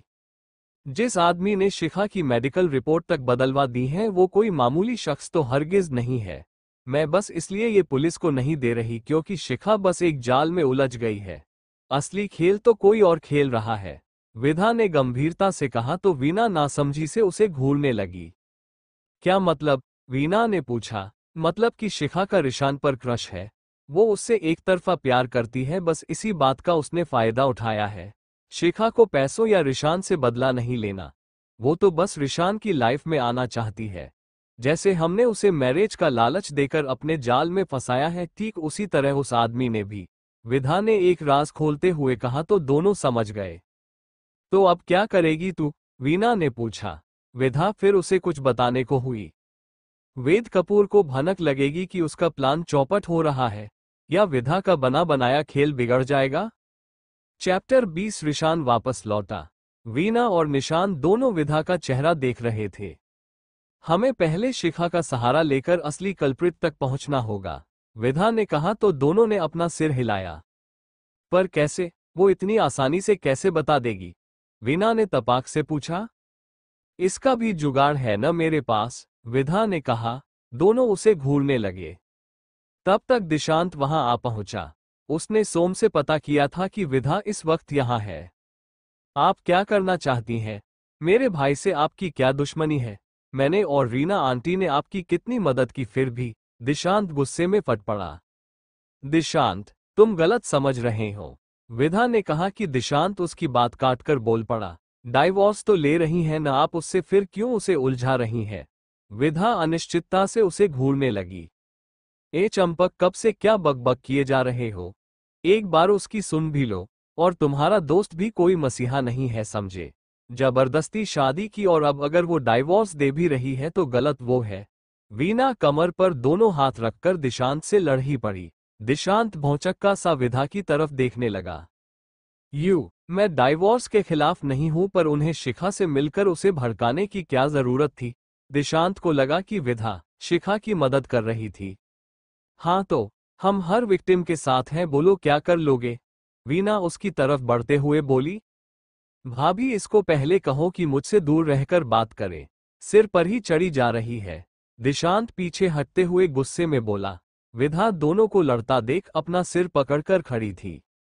ये क्या हर बात में भाभी भाभी लगा रखा है? इतने डरपोक हो? वीना फिर तैश में आकर बोली। डरपोक? दिशांत हैरानी से दोहराता हुआ बोला। जस्ट स्टॉप इट, विधा ने चिल्लाकर कहा तो दोनों चिहुंक उठे। आई थिंक मुझे चलना चाहिए, निशान ने जानबूझकर खिसकने में ही भलाई समझी। दिशांत, मैं तुम्हें घर पर कुछ भी नहीं बता सकती थी और सॉरी कि मैंने रिशान के लिए बुरा कहा। दरअसल सिंघल विला में कोई तो है जो रिशान के खिलाफ है। वो यहाँ की बातें उसके दुश्मनों तक पहुंचाता है। बस इसी वजह से मुझे ये झूठा नाटक करना पड़ा।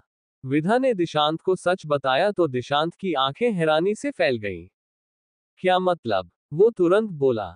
रिशान के बारे में मीडिया के सामने बुरा कहना, डाइवोर्स केस फाइल करना सब एक नाटक था क्योंकि मुझे पता है रिशान को किसी ने फंसाया है। और वो बराबर हमारे घर की हर आहट पर नजर रखे हुए है। इस वजह से मुझे बहुत छुपकर ये सब करना पड़ा।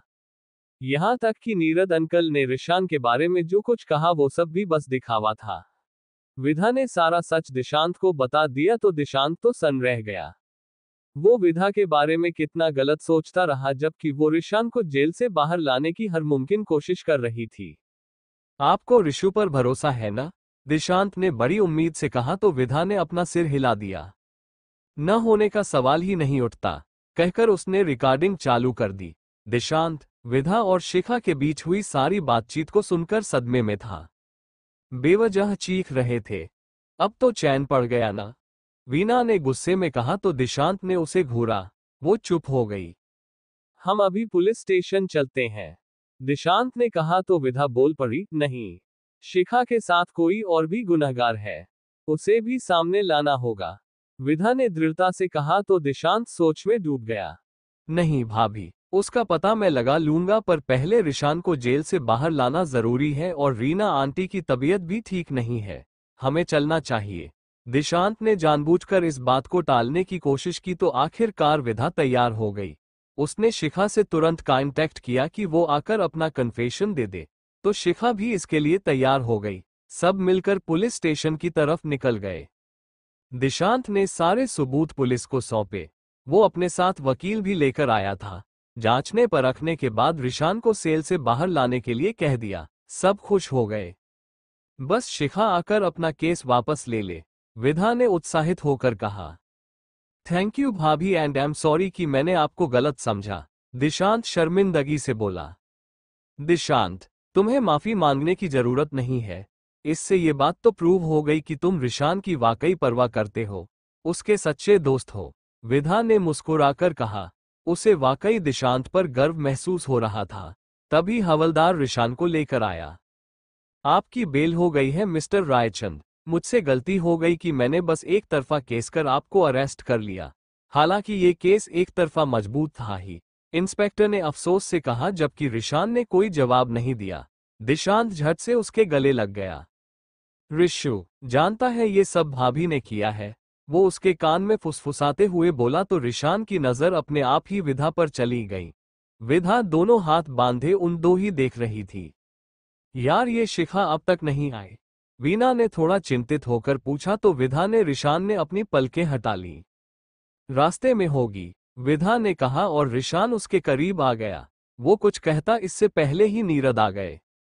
रिशान, बच्चे, कहकर उन्होंने झट से रिशान को गले से लगा लिया। अंकल मैं ठीक हूं, रिशान ने गहरी आवाज में कहा। वो बिल्कुल सामान्य था। चलो तुम सुरक्षित हो। थैंक्स विधा बेटे, आज तुम्हारी वजह से रिशान को हमने आजाद करा लिया। नीरद ने खुश होकर विधा के सिर पर हाथ फेरते हुए कहा तो विधा बस हल्का सा मुस्कुरा उठी। नीरद इंस्पेक्टर के साथ कुछ बात करने चले गए। हालांकि बेल उसे जरूर मिली थी पर कल कोर्ट में हियरिंग थी। भाभी चलिए ना, दिशांत ने कहा तो विधा बाहर की तरफ परेशान सी देखने लगी। वो शिखा अभी आने वाली है अपना केस वापस लेने, विधा ने कहा तो दिशांत चुप हो गया। रिशान बाहर निकल गया था। दिशांत उसके पास आ गया। दिशु, मैं ठीक हूं, तुझे मुंह लटकाने की जरूरत नहीं है, रिशान ने उसके बाल बिगाड़ते हुए कहा तो दिशांत गंभीर हो गया। उसने सारी बात रिशान को बता दी। भाभी अब असली गुनहगार के करीब है। तुझे तो पता है कि अगर उन्हें पता चल गया कि ये सब कपूर ने किया है तो हमें कुछ करना होगा, दिशांत ने परेशान होकर कहा। कपूर को फिर औंधे मुंह गिरकर ही मात खानी है तो हम क्या कर सकते हैं। अच्छा है कि वो मुझसे नहीं बल्कि अपनी ही बेटी से हार रहा है। देखते हैं कि वो क्या करता है, रिशान ने बेपरवाही से कहा। मुझे पता है कि तू अब तक चुप क्यों था, भाभी की वजह से न। भाभी को कपूर का सच जानकर तकलीफ न हो बस इसलिए न, दिशांत ने सख्ती से कहा तो रिशान ने एक तीखी नजर उस पर डाली। जरूरी नहीं कि हम जैसा चाहें वही हो। सच तो सामने आना ही है और फिर इतने घिनौने काम भी नहीं करने चाहिए कि पलके ऊपर उठाकर अपने ही परिवार से नजर न मिला पाओ। रिशान ने बिल्कुल सख्त और अपने अंदाज में कहा तो दिशांत हल्का सा मुस्कुरा दिया। तब तक विधा भी बाहर आ चुकी थी। वो परेशान होकर बार बार किसी को फोन लगा रही थी। क्या हुआ? दिशांत ने वीना से पूछा। वो शिखा का फोन नहीं लग रहा है, वीना ने कहा तो दिशांत भी थोड़ा परेशान हो गया। तुम घर चल रही हो अभी? रिशान ने विधा की तरफ देखकर दृढ़ता से कहा तो विधा असमंजसता में उसे घूरने लगी। भाभी आप जाइए, क्योंकि पता तो है ही ना आपको रीना आंटी के बारे में। प्लीज आप घर जाइए, मैं पता करता हूँ, तब तक मैं यहीं हूँ। दिशांत ने उसे आश्वासन दिया तो विधा चुपचाप सिर झुकाए आगे बढ़ गई। वीना ने कातर नजरों से दिशांत की तरफ देखा। मुझे भी घर जाना है, वो बहुत नरमी से बोली तो दिशांत चिढ़ गया। दरअसल तीनों एक ही कार से आए थे। विधा रिशान के साथ जा रही थी तो वीना को अब दिशांत की हेल्प चाहिए ही थी। नहीं अब लड़ो मुझसे, मैं तो समझ ही नहीं पाया कि तुम भाभी की दोस्त कैसे बनी। वो गुस्से में कलप कर बोला तो वीना भी तुनक गई। तुम बददिमाग इंसान, कहते कहते वो रुक गई। दिशांत उसे गुस्से में घूर रहा था। अभी लेकर तुम्हें चलता हूं घर, वो गुस्से में बोला तो वीना उसे देखने लगी। वो अपना सिर झटकते हुए कार की तरफ बढ़ गया। वीना ने अपने सिर पर चपत लगाई और भागते हुए उसके पास पहुंची। तुम कहो तो मैं ड्राइव करूं? वीना ने प्यार से कहा। हाँ, एक ऑटो चलाकर पहुंच जाना समझी, वो गुस्से में बोला और कार स्टार्ट कर दी। वीना तुरंत कार में फुदक कर बैठ गई। दिशांत ने अनिश्चितता से उसे देखा तो वीना ने झट से अपने दोनों कान पकड़ लिए। सॉरी, अब बेचारी लड़की को अकेले कैसे छोड़ोगे? वीना ने मासूमियत से कहा तो दिशांत कुड़ गया। बेचारी? और तुम? उस दिन तो मुझे बता रही थी कि रोज रही से आती जाती हो, तब तो तुम्हारा अबलापन नहीं नजर आया। शातिर लड़की। दिशांत ने उसे झिड़का तो वीना इस बार बिल्कुल चुप ही रह गई। दिशांत ने कार स्टार्ट की। तुमने ऐसा क्यों किया? अच्छा है कि मुझे सजा होती। गहरी चुप्पी के बाद रिशान ने पूछा तो विधा चिहुन को थी। मुझे पता था कि ये तुमने नहीं किया। वैसे भी तुम्हारी आजादी के बदले मुझे भी आजादी मिल रही है, विधा ने कहा तो रिशान मुस्कुरा उठा। नहीं विधा रायचंद, डाइवोर्स फाइल तो कर दिया है तुमने पर जल्द ही वापस लोगी। आई नो मेरी बीवी मुझसे अलग रह ही नहीं सकती, रिशान ने कहा तो विधा हैरानी से उसे घूरने लगी। क्या कहा था रिशान ने? तभी विधा का फोन बजा। वीना थी। हाँ बता, विधा ने रिशान को घूरते हुए कहा। वो शिखा को किडनैप कर लिया गया है यार, वो गायब है। विधा बुरी तरह चिहुंक उठी जब वीना ने घबराकर बताया। क्या? विधा तपाक से बोल पड़ी। रिशान चुपचाप ड्राइव करता रहा। क्या विधा शिखा को बचा पाएगी? क्या उसे वेद कपूर का सच पता चलेगा? जानने के लिए पढ़ते रहिए। आपको स्टोरी कैसी लगी जरूर कमेंट करें। थैंक्स।